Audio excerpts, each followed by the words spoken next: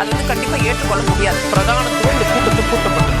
ஏன் இவ்வளவு ஒரு கன்ஃபியூஷன்? நான் ரொம்ப சிம்பிளான ஒரு பர்சன். அவருக்கு வேற எந்த விதமான ரைட்ஸும் கிடையாது.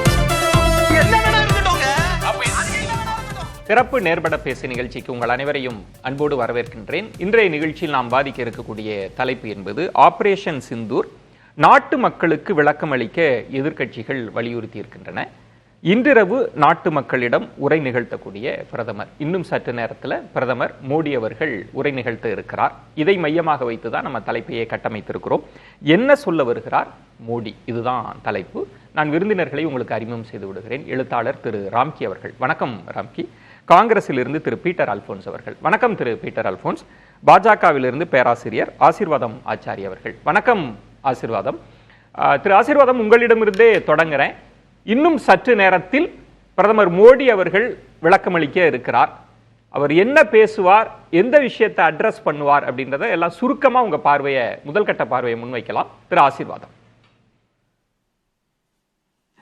ஆக்சுவலி பிரதமர் எதை பேச போறாரு, எந்த பாயிண்ட்டுகளை பேச போறாரு அப்படின்றது எங்களுக்கு தெரியாது.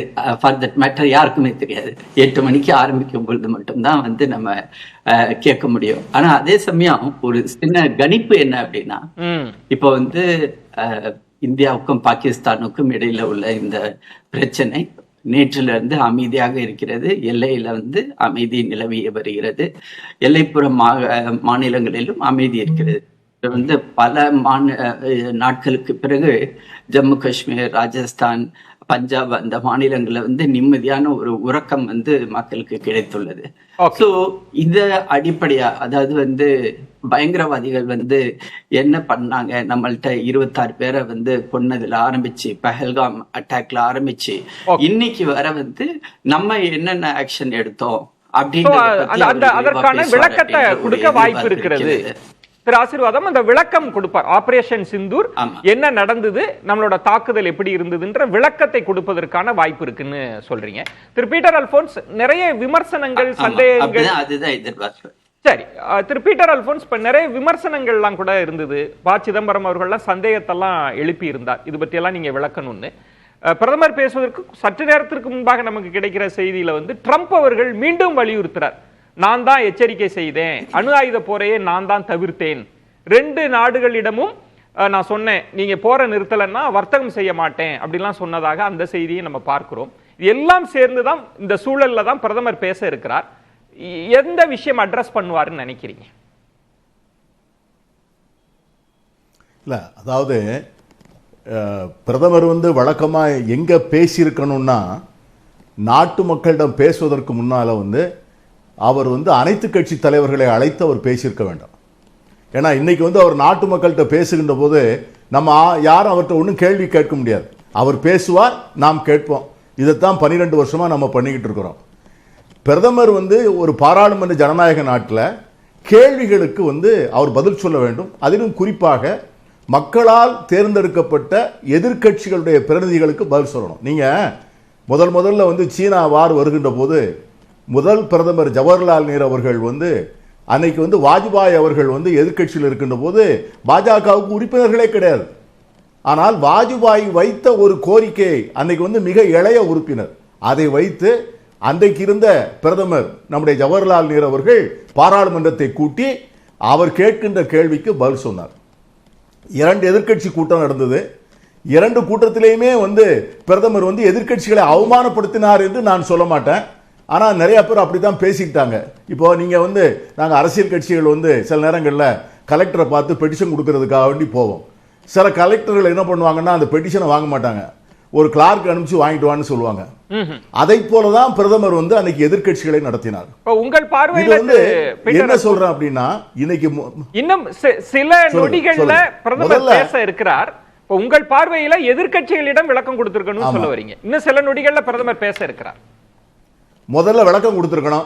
2வது, அவருக்கு நம்ம கேள்விகளையே வைக்க விடலையே. அவங்க நம்முடைய சந்தேகங்கள் என்ன? இன்னைக்கு 4-5 நாளா ஊடகத்தை பார்க்கிறோம். ஊடகம் என்ன செய்கிறது? அரசாங்கம் கொடுத்த தகவல்களை மீண்டும் மீண்டும் அரைத்த மாவை இரவும் பகலாக அரைத்துக் கொண்டிருக்கிறது. அவர்கள் கொடுத்த வீடியோக்களை மீண்டும் மீண்டும் ஒளிபரப்பு செய்கிறது. சந்தேகங்களுக்கு என்ன பதில் சொல்லுங்க. பேசலாம். இதே யார் பொறுப்பேற்பது?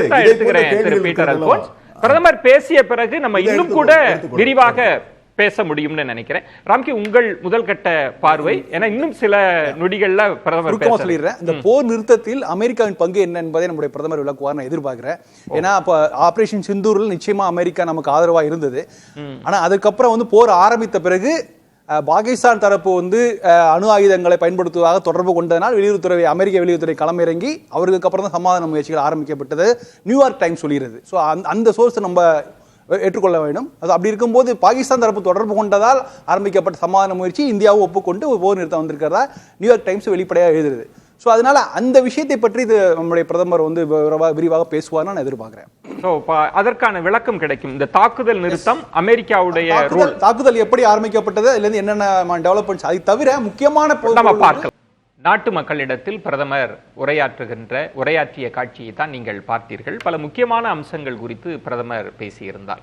முதல்ல இராணுவத்தினருக்கு அவர் நன்றி கூறி வணக்கம் கூறி இந்த தாக்குதல், காஷ்மீர் தாக்குதல் குறித்தும் இந்தியாவினுடைய பதில் நடவடிக்கை குறித்தும் உலக அரங்கில் பாகிஸ்தானை எந்த அளவிற்கு நாம் வந்து எக்ஸ்போஸ் பண்ணியிருக்கிறோம், பாகிஸ்தானின் நிலைமையை எப்படி உலகிற்கு காண்பித்திருக்கிறோம் என்பது குறித்தும், பயங்கரவாத முகாம்களை எப்படி துல்லியமாக தாக்கி இருக்கிறோம் என்று பல முக்கியமான அம்சங்கள் குறித்தெல்லாம் பேசியிருக்கிறார். இறுதியில் இந்தியா அமைதியை விரும்புகிறது, பயங்கரவாதமும் வர்த்தகமும் ஒரே நேர்கோட்டில் பயணிக்க முடியாது என்கிற பல்வேறுபட்ட செய்திகளை பிரதமர் நாட்டு மக்களிடத்தில் தெரிவித்திருக்கிறார்.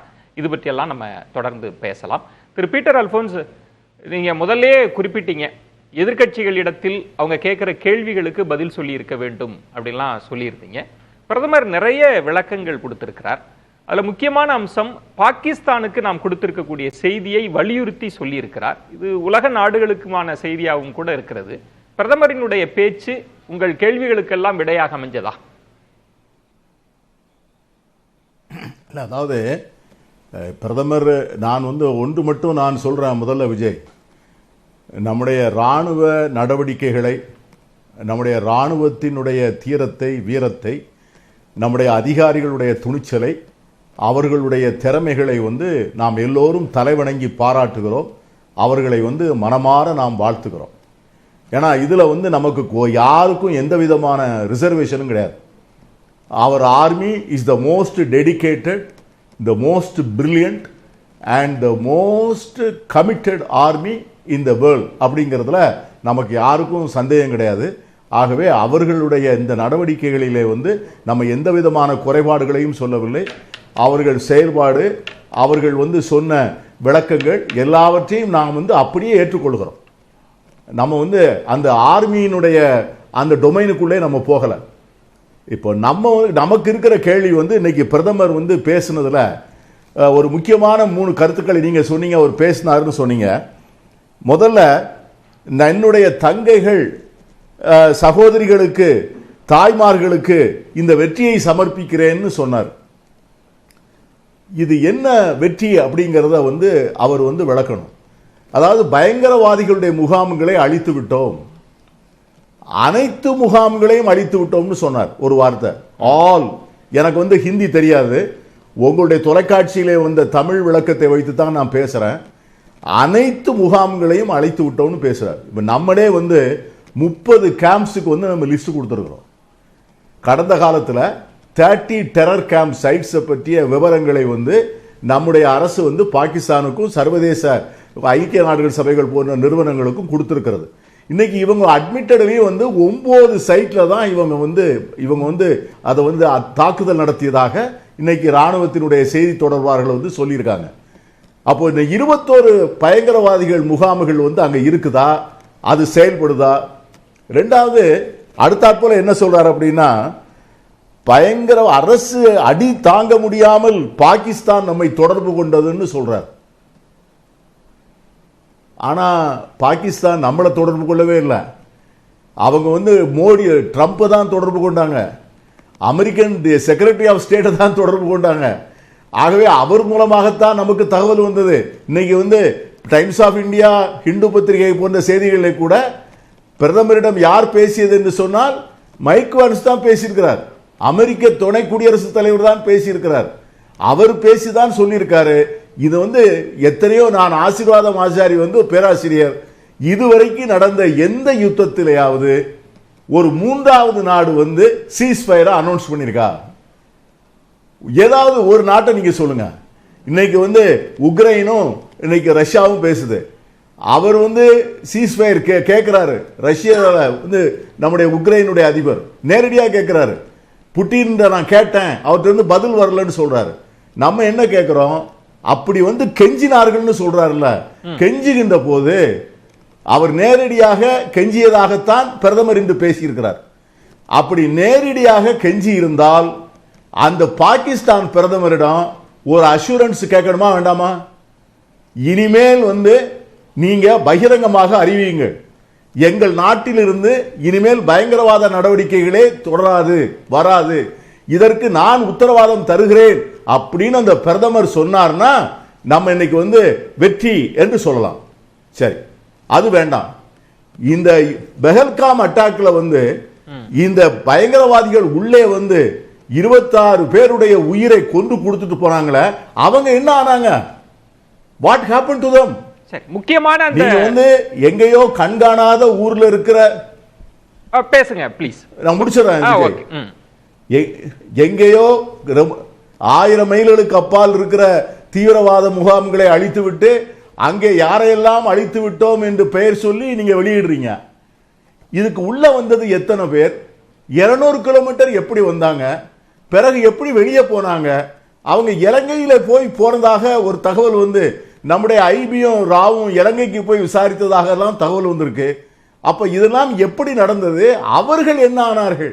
அவர்களை வந்து unless and until they are brought to book, இந்த கொலையை, இந்த படுகொலைகளை செய்த அந்த பயங்கரவாதிகளை நாம் தேடி பிடித்து அழிக்காம எப்படி வெற்றி? அத நம்ம சொல்லணும் இல்லையா? இந்த 3 அவர்களையே நீங்க ஒண்ணும் செய்யலையே. அப்போ பாகிஸ்தான் அதிபர்கிட்ட முக்கியமான 3 கேள்விகளை எழுப்பி இருக்கிறீங்க. இதை நான் திரு ஆசீர்வாதம் அவர்கள்ட்ட அதற்கான விளக்கத்தை கேட்டுறேன். திரு ஆசீர்வாதம், பிரதமர் அவர்கள் நாட்டு மக்களிடத்தில் உரையாற்றுவதை பார்க்கிற போது வெளிவிவகாரத்துறை செயலர் பேசியதும் முப்படை தளபதிகள் பேசியதனுடைய ஒட்டுமொத்த சாராம்சமாகத்தான் பிரதமரின் பேச்சு இருக்கு. அதுல பீட்டர் அல்போன்ஸ் அவர்கள் சொல்வது, இப்ப இந்த தாக்குதல் நிறுத்தத்துல ஒரு பெரிய சந்தேகம் இருக்கு, அமெரிக்காவினுடைய ரோல் என்ன அப்படின்னு.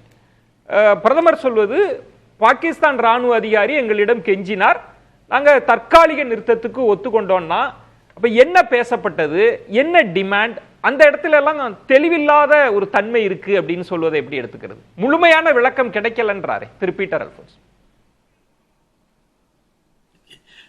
அண்ணன் பீட்டர் அல்போன்ஸ் கேட்ட அந்த கேள்விகளுக்கு நான் பதில் சொல்றதுக்கு முன்னாடி, பிரதமர் வந்து ஹிந்தி மொழியில பேசினாரு. அதுல வந்து ஒரு சில உங்களுடைய வியூவர்ஸ்க்காக வந்து ஒரு சில முக்கியமான பாயிண்ட்டுகளை மட்டும் நான் அதை எக்ஸ்பிளைன் பண்ணிட்டு நான் அதுக்கப்புறமேட்டா அண்ணனோட கேள்விகளுக்கு நான் பதில் சொல்றேன். முதல்ல வந்து அவர் என்ன சொன்னார்னா, அந்த பயங்கரவாதத்துக்கு எங்கெங்கெல்லாம் வந்து புகலிடம் கொடுக்குதோ பாகிஸ்தான், அந்த இடங்களை நாங்கள் குறிவைத்து தாக்குவோம். எங்கு தாக்குவோம், எப்படி தாக்குவோம், எப்பொழுது தாக்குவோம்ன்றது நாங்கள் முடிவு பண்ணுவோம். அது வந்து பாயிண்ட் நம்பர் 1.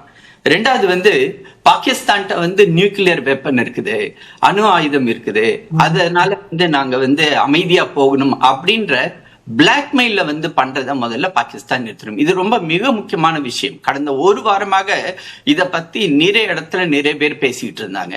ஆக நம்மளை பொறுத்தவரை நியூக்ளியர் வெப்பன், அணு ஆயுதத்துக்காக அவர்கள் வந்து அதை வந்து ஒரு முக்கியமான ஒரு நம்மளை த்ரெட்டன் பண்றதுக்காக, நம்மளை பிளாக்மெயில் பண்றதுக்காக அவங்க பயன்படுத்துறாங்கன்னா அதை பத்தி நாங்கள் பொருட்படுத்த மாட்டோம். அதுக்கப்புறமேட்டு வந்து ஸ்டேட் ஸ்பான்சர்டு டெரரிசம், அதாவது இந்த நாடே வந்து அந்த பயங்கரவாதிகளுக்கு இடம் கொடுத்து அவர்களை வந்து வளர்த்து விடுறதை வந்து பாகிஸ்தான் உடனடியாக கைவிட வேண்டும். அப்புறம் வந்து இந்த நியூ வார்ஃபேர், அதாவது வந்து மேட் இன் இந்தியா அப்படின்ற ஒரு திட்டத்தை நம்ம ஆரம்பிக்கும் போது நம்மளுடைய இந்த ஆகாஷ் ஏவுகணை வந்து நம்ம மேட் இன் இந்தியா, அதை நம்ம வெளிநாட்டுல இருந்து கொண்டு வரல, நம்மளுடைய DRDO உருவாக்குனது. திரு அப்துல் கலாம் அவர்கள் வந்து அது மேல வந்து அது மேல வந்து மிக அதிகமான ரிசர்ச் பண்ணி அந்த பணியை வந்து தொடங்கி வச்சவர்.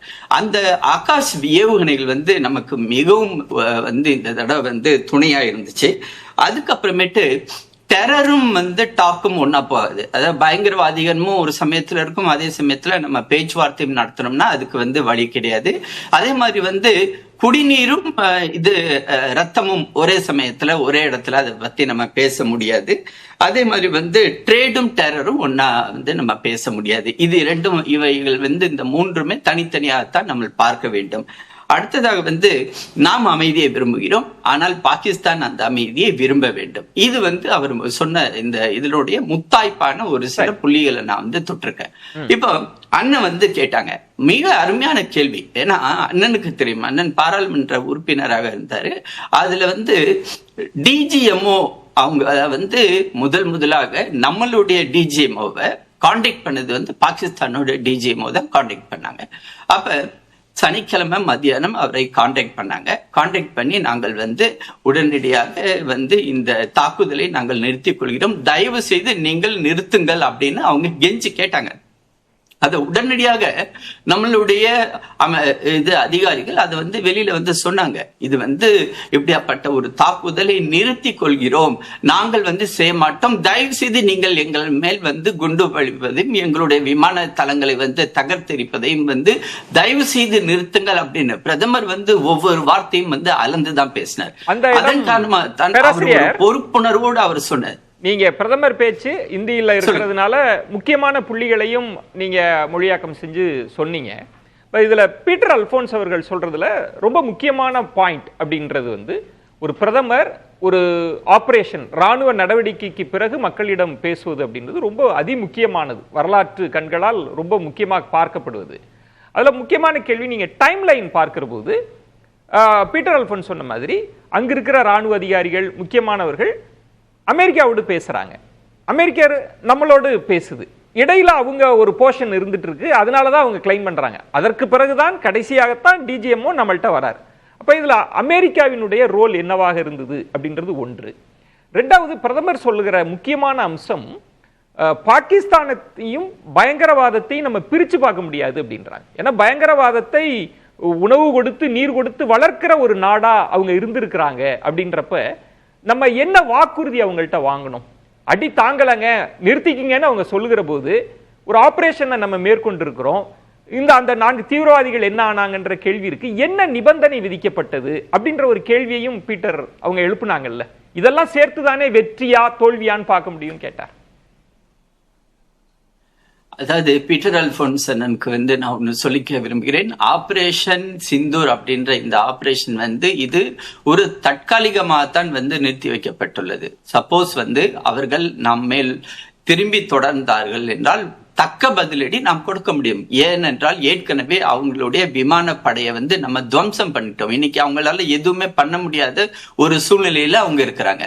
அப்ப அமெரிக்கா கிட்ட வந்து அவங்க போனாங்க, நம்ம போனோம் அப்படின்றத பத்தி எல்லாம் வந்து நம்மளுடைய வெளி விவகாரத்துறை அமைச்சகம் வந்து தக்க நேரத்துல வந்து அதுக்குரிய பதிலே கண்டிப்பாக சொல்லுவார்கள். இது மாதிரி வந்து காங்கிரஸ் வந்து கேட்டுட்டு இருக்கிறாங்க, கேள்வி எழுப்புறாங்க, கேள்வி எழுப்பட்டும், அதனால ஒன்னும் பிரச்சனை இல்லை. ஆனால் அதே சமயத்துல ஒரு 2 நாடுகளுக்கு இடையில வந்து ஒரு பிரச்சனைகள் இருக்கும் பொழுது அவங்க வந்து அமெரிக்காவை வந்து அப்ரோச் பண்ணிருக்காங்க. அப்ப வந்து அமெரிக்கா நம்மள பேசுறது அப்படின்றத பத்தி எல்லாம் விரிவாக வந்து காலப்போக்கில் வந்து அதுக்குரிய பதில்கள் கண்டிப்பாக அரசாங்கத்தின் சார்பாக கொடுக்கப்படும். ஆனால் அதே சமயத்துல வந்து இது முடிஞ்சிருச்சா அப்படின்னா இது வந்து அவங்களை வந்து பொறுத்துதான் இருக்கிறது. அவர்கள் வந்து வாளை அடக்கி ஒடுக்கி இருந்தார்கள் என்றால் நமது சைடுல இருந்து நம்ம வந்து அஃபென்சிவாக இருக்க மாட்டோம். ஒரு எச்சரிக்கை கொடுக்கப்பட்டிருக்கு. அதாவது அடுத்ததாக இன்னொரு மிக முக்கியமான விஷயம் விஜயன், அதாவது இந்த 1971க்கு பிறகு வந்து பாகிஸ்தானுக்கும் இந்தியாவுக்கும் நடந்த இதுல பங்களாதேஷை நம்ம பிரிச்சதுக்கு பிறகு முதல் முறையாக இவ்வளவு ஒரு டீப்பா நம்ம வந்து பாகிஸ்தானை பெனட்ரேட் பண்ணி அவங்களுடைய மத்திய பகுதிகளை கிட்டத்தட்ட 150 கிலோமீட்டர் உள்ளுக்குள்ளார போய் அவங்களுடைய இதயத்தை தாக்குனது வந்து முதல் முறை. அதுக்கு வந்து பிரதமர் நரேந்திர மோடி மாதிரியான ஒருத்தரால் தான் முடியும் அப்படின்றதுதான் நம்ம வந்து இதுக்கு முன்னாடி இல்ல முடிச்சுக்கிறேன் இதுக்கு முன்னாடி இல்ல ஒன்னு முடிச்சுக்கிறேன் அதுக்கு சேர்த்து அண்ணன் பதில் சொல்லட்டும். இதுக்கு முன்னாடியும் வந்து பயங்கரவாத தாக்குதல்கள் நடந்தது. மும்பைல வந்து தாக்குதல் நடந்தாங்க. அப்பெல்லாம் நம்ம என்ன பண்ணுவோம் தெரியுமா, ஒரு டோசியர் தயார் பண்ணுவோம். ஹிஜ்புல் முஜாஹிதீன் ஜஷி முகமது அவங்களுடைய அந்த ஆட்கள் வந்து எங்களை தாக்குனாங்க. மும்பை உதாரணத்தை எடுத்துக்கோங்க. அவர்களை வந்து நீங்க பிடிச்சி எங்கள்கிட்ட ஒப்படைங்கன்னு ஒரு டோசியர், அதான் டோசியர்னா நத்திங் பட் ஒரு ஃபைல், அதை வந்து நம்ம போய் கொடுப்போம். 10 வருஷம் 15 வருஷம் கழிச்சும் அவங்க வந்து என்ன சொல்லுவாங்க, அவங்கள இங்க இல்ல, எங்களுக்கு தெரியாது, நாங்க அவங்கள ப்ரோமோட் பண்ணலன்னு சொல்லுவாங்க. அப்படி கிடையாது. அதுதான் வந்து பிரதமர் நரேந்திர மோடி வந்து உலகத்துக்கே எடுத்து காட்டியிருக்காரு. பயங்கரவாதம் எங்கு தலை தூக்கினாலும் இந்தியா அங்க வந்து தக்க பதிலடி கொடுக்கும் என்பது. திரு பீட்டர் அல்போன்ஸ், பிரதமர் ஒரு ஸ்ட்ராங் மெசேஜ பாகிஸ்தானுக்கு மட்டுமல்ல, பயங்கரவாத அமைப்புகளுக்கு மட்டுமல்ல, உலகத்திற்கே கொடுத்திருக்கிறார். ஏன் நாங்க தான் தலையிட்டோம்னு சொன்ன ட்ரம்புக்கும் கொடுத்திருக்காருன்னு புரிஞ்சுக்க முடியாதா இப்ப அவரோட பேச்ச வச்சு? விஜய் ஒரு அருமையான ஒரு வாசகம் ஒன்று உண்டு. இந்த world will decide you, not what you plan to do, not you want to do, not you want to say, but the world will decide on what you have delivered. நான் என்ன செய்ய விரும்பினேன் என்பதை வைத்தோ, நான் என்ன செய்ய முயற்சித்தேன் என்பதை வைத்தோ, நான் என்ன சொல்லுகிறேன் என்பதை வைத்தோ உலகம் வந்து என்னுடைய செயல்பாடுகளை எடை போடாது. என்னால் என்ன செய்ய முடிந்தது என்பதுதான் வந்து அதை வைத்து தான் எடை போடும். நம்ம வந்து குறை சொல்லவே இல்லை. ஆசீர்வாதம் ஆசாரி வந்து தயவு செய்து என்னை புரிந்து கொள்ள வேண்டாம். நீங்க வந்து நம்முடைய பிரதமர் வந்து வெளிநாடுகளில் பல முறை பயணம் செய்து உலக நாடுகள் தலைவர்களோடு ஒரு மிகப்பெரிய நெருக்கமான உறவை வைத்திருக்கிறார். குறிப்பாக அமெரிக்க அதிபர் ட்ரம்பிடம் வந்து ஒரு பெர்சனல் ரேப்போ, அவர் தேர்தலுக்கே போய் ஓட்டு கேட்டார். ஆனால் IMFல வந்து அந்த $1 பில்லியன் லோனை வந்து நிப்பாட்டியிருந்தாங்கன்னு வச்சுக்கோங்க பாகிஸ்தானுக்கு, பாகிஸ்தானுடைய குரல் விலை நெறிஞ்சிருக்கும். இன்னைக்கு அவர் சொல்றாரு இல்லையா, யார் நம்முடைய ஆசீர்வாதம் ஆசாரி சொல்றாருல்ல, அன்னைக்கு வந்து அதை வந்து அவங்களுடைய நிர்மூலமாகி செயலிழந்து போனார்கள்னு சொல்றாங்களே, அந்த $1 பில்லியன் அவங்க $2.5 பில்லியன் $1 பில்லியன் கொடுத்துருக்காங்கல்ல, அதை வந்து நிப்பாட்ட முடியவில்லை. ஏன்னா அது வந்து இன்னைக்கு IMF வந்து நாம் தனிமைப்படுத்தி விட்டோம், நமக்கு சப்போர்ட் பண்றதுக்கு அங்க யாருமே இல்லை. அதை போன்ற ஒரு சூழ்நிலையில ரெண்டாவது நான் இன்னைக்கு என்ன சொல்றேன், அங்க பாகிஸ்தான் வந்து முழுமையா செயலிழந்து போனதுன்னு சொன்னார, நம்முடைய பிரதமர் வந்து இன்றைக்கு தான் பேசுகிறார். ஆனால் பாகிஸ்தான் பிரதமர் அன்றே பேசியிருக்கிறார். அவர் என்ன பேசினாருங்கிறது ஆசீர்வாத ஆசாரிக்கு இன்னைக்கு வந்து எல்லா பத்திரிகையிலும் இருக்கு. நாம் வெற்றி பெற்று விட்டோம், இந்தியாவை வெற்றி கொண்டு விட்டோம். இந்த வெற்றிக்கு உதவிய சீனாவுக்கு, சீன பிரதமருக்கு, சீன ஜனாதிபதிக்கு என்னுடைய மிக தாழ்மையான நன்றி, அமெரிக்க குடியரசுத் தலைவருக்கு என்னுடைய தரந்தாழ்ந்த நன்றின்னு அவர் சொல்லியிருக்கார். யாரு? பாகிஸ்தானுடைய பிரதமர். நான் என்ன சொல்றேன், எங்க தலைவர் ராகுல் காந்தி பாராளுமன்றத்தில் மிக தெளிவாக சொன்னார், நான் உங்களை எச்சரிக்கிறேன், பாகிஸ்தானையும் சீனாவையும் ஒரே அணியிலே சேர்த்து அவர்களை நண்பர்கள் ஆக்குகிறீர்கள், இது நம்முடைய தேசத்திற்கு மிகப்பெரிய ஆபத்து, நான் சொல்வதை குறித்து கொள்ளுங்கள்னு பேசியிருக்காரு. இன்னைக்கு வந்து பல சமூக வலைத்தளங்கள்ல அது வந்திருக்கு. இன்னைக்கு வந்து நான் கேட்கிறேன், லாசஸ் வந்து நம்ம சொல்லல, லாசஸ் வந்து ரெண்டு பக்கமும் இருக்கு. அது வந்து இன்னைக்கு நம்முடைய அருமையா சொல்லியிருக்காரு நம்முடைய ஏர் மார்ஷல் வந்து, ஒரு கான்ஃபிளிக்ட்ல வந்து லாசஸ் வந்து அன்அவாய்டபிள். அதுல குறிப்பா கேட்டிருக்காங்க, ரஃபேல் விமானத்தை சுட்டு வீழ்த்தினா சொல்லியிருக்காங்களா, நீங்க என்ன சொல்றீங்கன்னு கேட்டா, லாசஸ் ஆர் வந்து அன்அவாய்டபிள் இன் ஏ காம்பாக்ட் இன் ஏ கான்ஃபிளிக்ட் ஜோன்னு சொல்லி அது உண்மை. ஆனால் இன்னைக்கு வந்து அதெல்லாம் வந்து நமக்கு சொல்லப்படல, நம்ம கேட்கவும் இல்லை. நம்ம என்ன கேட்கிறோம் அப்படின்னு கேட்டீங்கன்னா, பாகிஸ்தான் பிரதமர் பேசின பேச்சு வந்து சரண்டர் ஆகி பேசின மாதிரி இல்லையே. நாங்க தீவிரவாத, நாங்க உங்களை ஜெயிச்சுட்டோம்லாம் சொல்றாங்க. இன்னும் ஒண்ணு சொல்றாங்க விஜய், நீங்க வந்து நிறைய சயின்டிபிக் டெக்னாலஜி எல்லாம் சொல்றாங்க. அவங்க என்ன சொல்றாங்கன்னா, அவங்க அனுப்பிச்ச அந்த ட்ரோன்ஸ்லாம் வந்து எல்லாம் டாய் ட்ரோன்ஸ் சொல்றாங்க, just to test the efficiency of the அவர் வந்து அவருடைய சிஸ்டம் அப்படின்னு சொல்றாங்க. அது கூட பொய்யா இருக்கு, ஏன்னா அது வந்து எல்லாமே உண்மைன்னு நான் சொல்லல. சரி, நம்ம பேசலாம். இதெல்லாம் வந்து சீனா வந்து அதெல்லாம் விளக்கணும், அதான் கேட்கிறேன். திரு அரவிந்த், இப்போ நிறைய விமர்சனங்கள் இருந்தது. இப்போ ஆபரேஷன் நடப்பதற்கு முன்பாக எல்லா எதிர்க்கட்சிகளும் மத்திய அரசுக்கு, ராணுவத்திற்கு முழு ஒத்துழைப்பை கொடுத்தாங்க. நீங்க என்ன நடவடிக்கை எடுத்தாலும் நாங்க உங்களுக்கு துணை நிற்போம் அப்படின்னு. இப்போ ஆபரேஷன் சிந்தூர் வந்து இந்த தாக்குதல் நிறுத்தத்திற்கு பிறகுதான் எதிர்க்கட்சிகள் கேள்வி எழுப்புறாங்க. இந்த தாக்குதல் நிறுத்தம் ஏன், யார் இதற்குள்ள வந்தது, அமெரிக்கா மத்தியஸ்தத்துக்கு வந்தாங்களா, நிறைய கேள்விகள்லாம் இருக்கு. அதை ஒட்டி தான் பிரதமர் நாட்டு மக்களிடம் உரையாற்றி இருக்கிறார். அவர் என்ன சொல்ல வரதா நீங்க நினைக்கிறீங்க? பிரதமரோட இன்னைக்கு ஒரு டெலிவிசைஸ்டு ஒரு ரெக்கார்டட் ஸ்பீச் பார்த்தீங்கன்னா, மக்களுக்கு ஒரு நெரேட்டிவ் செட் பண்ணணும். பிரதமர் இத்தனை நாளாக இந்த ஆரம்பித்த தேதியிலேருந்து இது வரைக்கும் மக்களிடம் அவர் உரையாற்றவில்லை. எனவே ஒரு மக்கள்கிட்ட ஒரு பாஜகவோட நெரேட்டிவ் ஃபெயில் ஆகிட்டு வருது. அந்த நெரேட்டிவ் செட் பண்ணணுங்கிறது தான் இந்த ஸ்பீச்சாக பார்க்க முடிஞ்சு. இல்லைன்னா ஒரு ப்ரொடக்டிவான ஒரு டிஸ்கஷன் நடக்கணும்னா பார்லிமெண்ட்டோட ஸ்பெஷல் செஷனை கூப்பிட்டுருக்கலாம். நாடாளுமன்றத்தோட இரு அவைகளையும் கூட்டி அங்கே வந்து ஒரு விவாதம் நடைபெற்றிருக்கலாம். அது விவாதமே இல்லாமல் ஒரு டெலிவிசைஸ்டு ஒரு ரெக்கார்டட் ஸ்பீச்சை பிரதமர் கொடுத்துருக்கார்.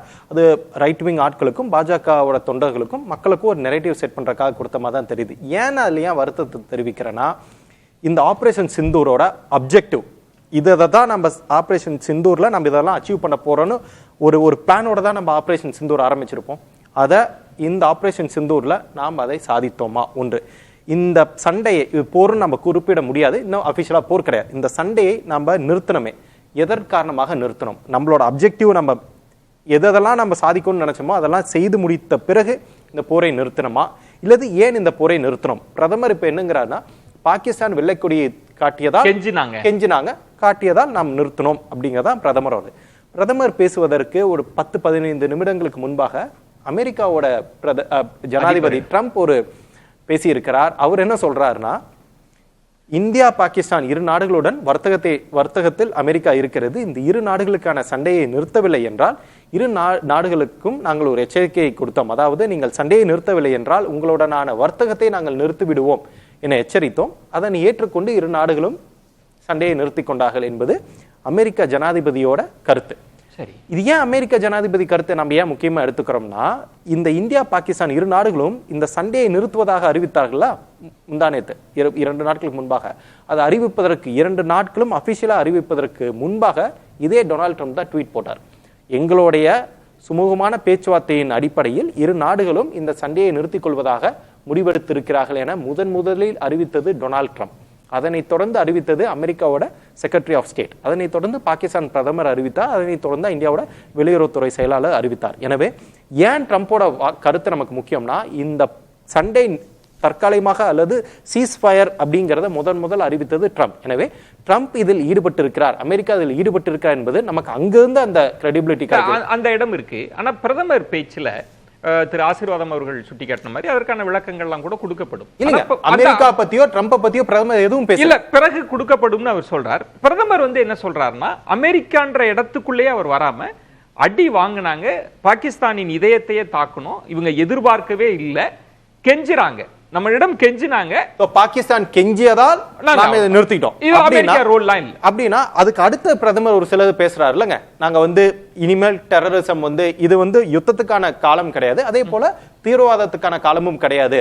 அதே மாதிரி 3 ஒரு ரொம்ப ஸ்ட்ராங்கான ஒன்லைன் பிரதமர் கொடுத்திருக்காரு. என்னன்னு சொல்லியிருக்காருன்னா, terror and talks will not go together, terror and trade will not go together, water and blood will not go together இப்படின்னு சொல்றாருல. அப்போ இதோட இந்த பிரச்சனை முடிஞ்சா, இதுக்கப்புறம் இந்த மாதிரி நடக்காதா? நாம இந்த ஆபரேஷன் சிந்தூர்னு ஒன்று ஆரம்பிச்சோம்லங்க, அதோட அப்ஜெக்டிவ்ஸ் எல்லாம் நம்ம செஞ்சாச்சா? நம்ம எச்சரிக்கை கொடுக்குறோமே. இப்ப பிஜேபி எல்லாம் சொல்றாங்களா, நம்ம அட்வான்டேஜ்ல இருந்தோம், பாகிஸ்தானோட இதயத்தை போய் தாக்கியாச்சு, பாகிஸ்தானை சுக்குநூறா உடைச்சாச்சுன்னு.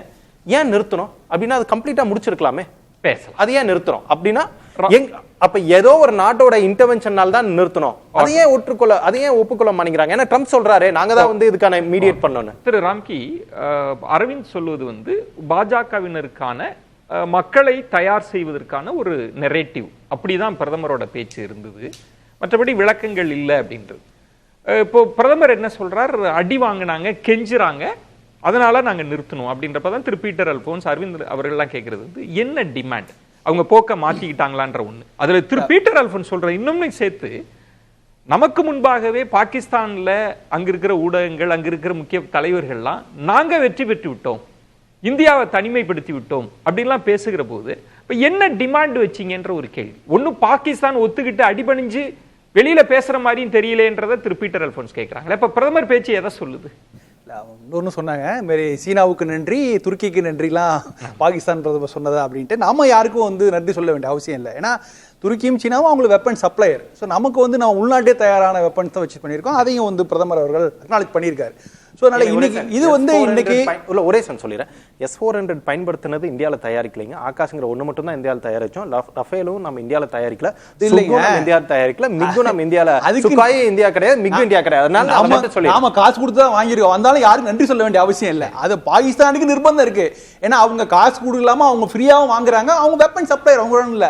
துருக்கி வந்து ஏராளமான வந்து உள்ள எல்லா ட்ரோனுமே துருக்கியோடது தான். அதனால அவங்களுக்கு நிர்பந்தம் இருக்கிறது, நமக்கு அந்த நிர்பந்தம் இல்லை என்பதை பிரதமரும் கரெக்டா வெளிப்படுத்தினார். பிரதமரோட ஸ்பீச் ரொம்ப பர்ஃபெக்டா அமைஞ்சிருக்கு. எல்லா கேள்விகளுக்கும் விடை அளிக்கிறத நான் பார்த்திருக்கேன்.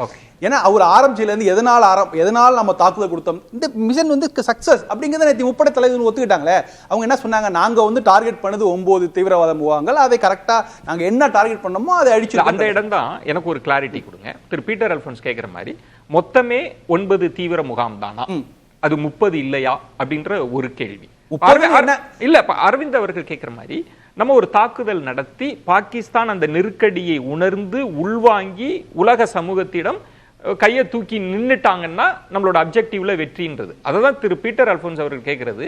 அவங்க உணர்ந்த மாதிரியே தெரியலையே. அவங்க உலக நாடுகள்ல நாங்கெல்லாம் வெற்றி எப்படிங்க உணர்வாங்க? அப்ப எதற்காக அப்ப ஏன் தாக்குதல் நிறுத்தோன்றாங்க? அவர் ஐயா கேட்கிறது அவங்க ஒரு அஷூரன்ஸ் கொடுக்கணும் அப்படின்னா அந்த நிலைமையில் பாகிஸ்தான் இல்லை. இன்னைக்கும் பாகிஸ்தான் ஊடகங்கள் தொடர்ந்து என்ன ஒரு பொய் பிரச்சாரத்தை பண்ணிட்டு இருக்காங்கன்னா நாங்க வெற்றி பெற்று விட்டோம் அப்படிங்கிற பிரச்சாரத்தை. தாக்குதல் நிறுத்தம் ஏன்?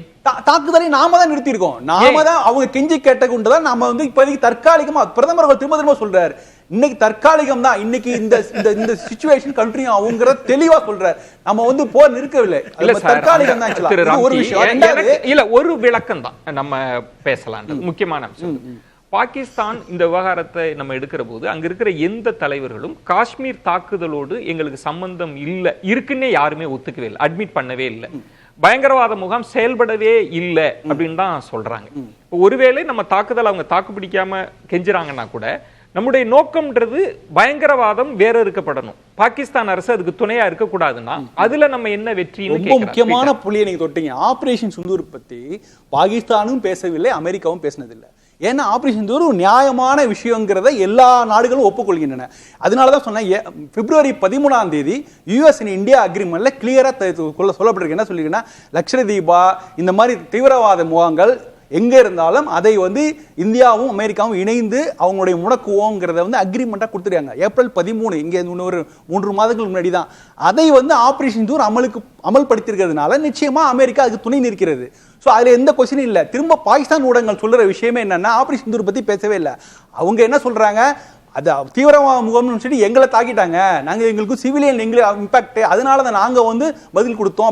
நம்மளோட அப்ஜெக்டிவ்ன்றது 9 முகாம்களை தாக்குவது. அதை தாக்கி ஒரு செய்தியை சொல்லி மிஷன் சக்சஸ், அதுல எந்த சந்தேகமே கிடையாது. அந்த பதிலடி கொடுக்க பாகிஸ்தான் ஆரம்பிக்கும் போது தான் பெரிய பிரச்சனை. நீங்க ஒண்ணு இல்ல, நீங்க இந்திய ஊடகங்களையும் பார்க்க வேணாம், பாகிஸ்தான் ஊடகங்களையும் கொடுங்க. நியூயார்க் டைம்ஸ் என்ன சொல்லுது, அந்த சீக்வன்ஸ் கரெக்டா சொல்லுது.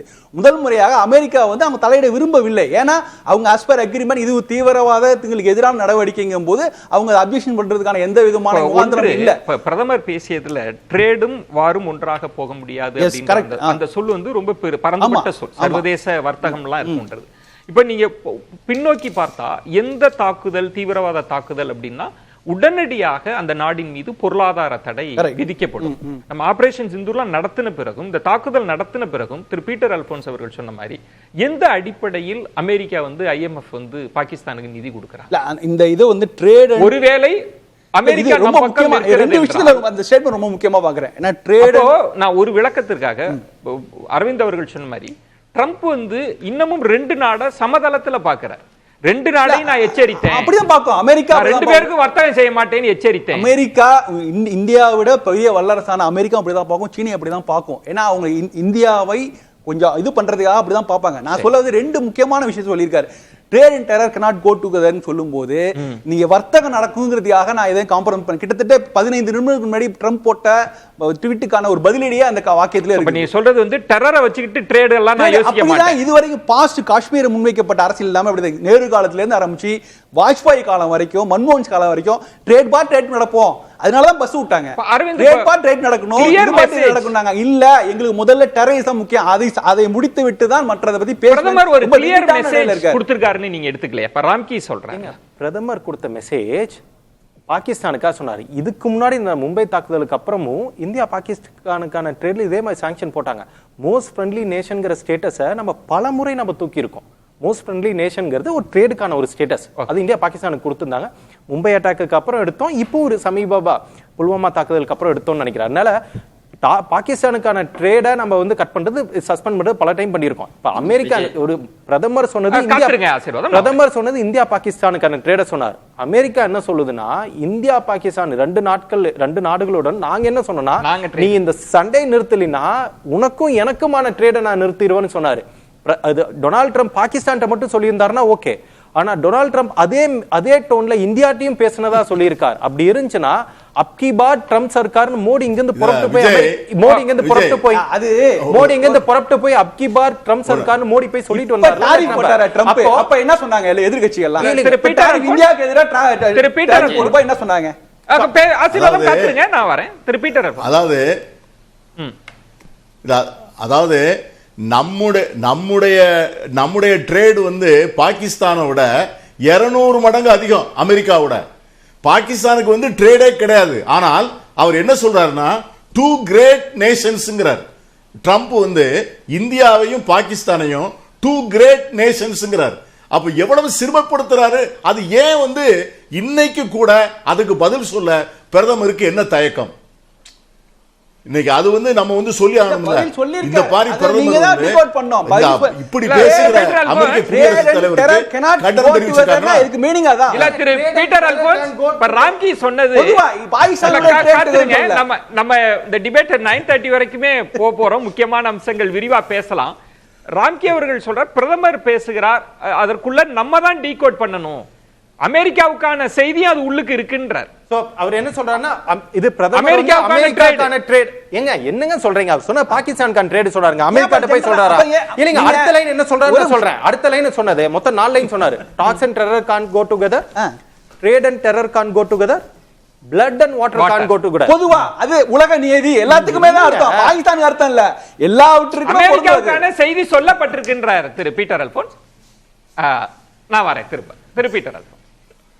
இல்ல அதாவது பதில் கேட் சொல்லி ட்வீட் போட்டிருப்பது வந்து அங்க யாரும் ஒரு சாதாரண ஆளு ட்வீட் போடல. ட்வீட் போட்டிருக்கிறது வந்து president of the United States of America. அவருக்கு பதில் சொல்ல வேண்டியது யார்? Prime minister of India. ஒரு பதில் tweet, sorry mister president, that cannot be accepted. அது சொல்லணுமா வேண்டாமா? ஏன் ராம்கி அது சொல்ல தேவையில்லை? அது வந்து அமெரிக்காவில் வந்து ஒரு சபார்டினேட் போட்டிருந்தாருன்னா பரவாயில்ல. அந்த அமெரிக்கா பிரசிடென்டே போட்டிருந்தப்போ அவருடைய டைரக்ட் ட்வீட், அவருடைய ட்விட்டர் ஹேண்டில், அவருடைய டைரக்ட் ட்வீட்ல இத போட்டுட்டு ஒரு நாளைக்கு 3 தடவை போடுறாரு. the same thing. திரு ஆசீர்வாதம் 1000 ஆண்டு வைக்கிறேங்கிறார். திரு பீட்டர் அல்போன்ஸ் சொன்னதுக்கு கூடுதலாகவே நீங்க விளக்கம் கொடுங்க. இதற்கு முன்பாக கூட காஷ்மீர் விவகாரம், பாகிஸ்தான் விவகாரத்துல நாங்க தலையிடுகிறோம், மத்தியஸ்தம் பண்றோம்ன்ற மாதிரியான அமெரிக்கா நிலைப்பாடு எடுத்த போது வெளிப்படையாக இந்திய அரசு அதற்கு மறுப்பு தெரிவித்திருக்கிறது. அதிகாரப்பூர்வமாக அறிவிப்புகள் அமெரிக்காவை நோக்கியே வந்திருக்கிறது. இன்னைக்கு நம்ம டீகோட் பண்ணி தான் புரிஞ்சுக்கணுமா? அது அந்த இடத்துல சந்தேகப்படுறாங்க, அது அமெரிக்காவுக்கு சொன்னது இல்லைன்னு. அப்ப தெளிவான மெசேஜ் போகலையா? அமெரிக்காவுக்கு சொல்லலையா பிரதமர்? திரு ஆசீர்வாதம்.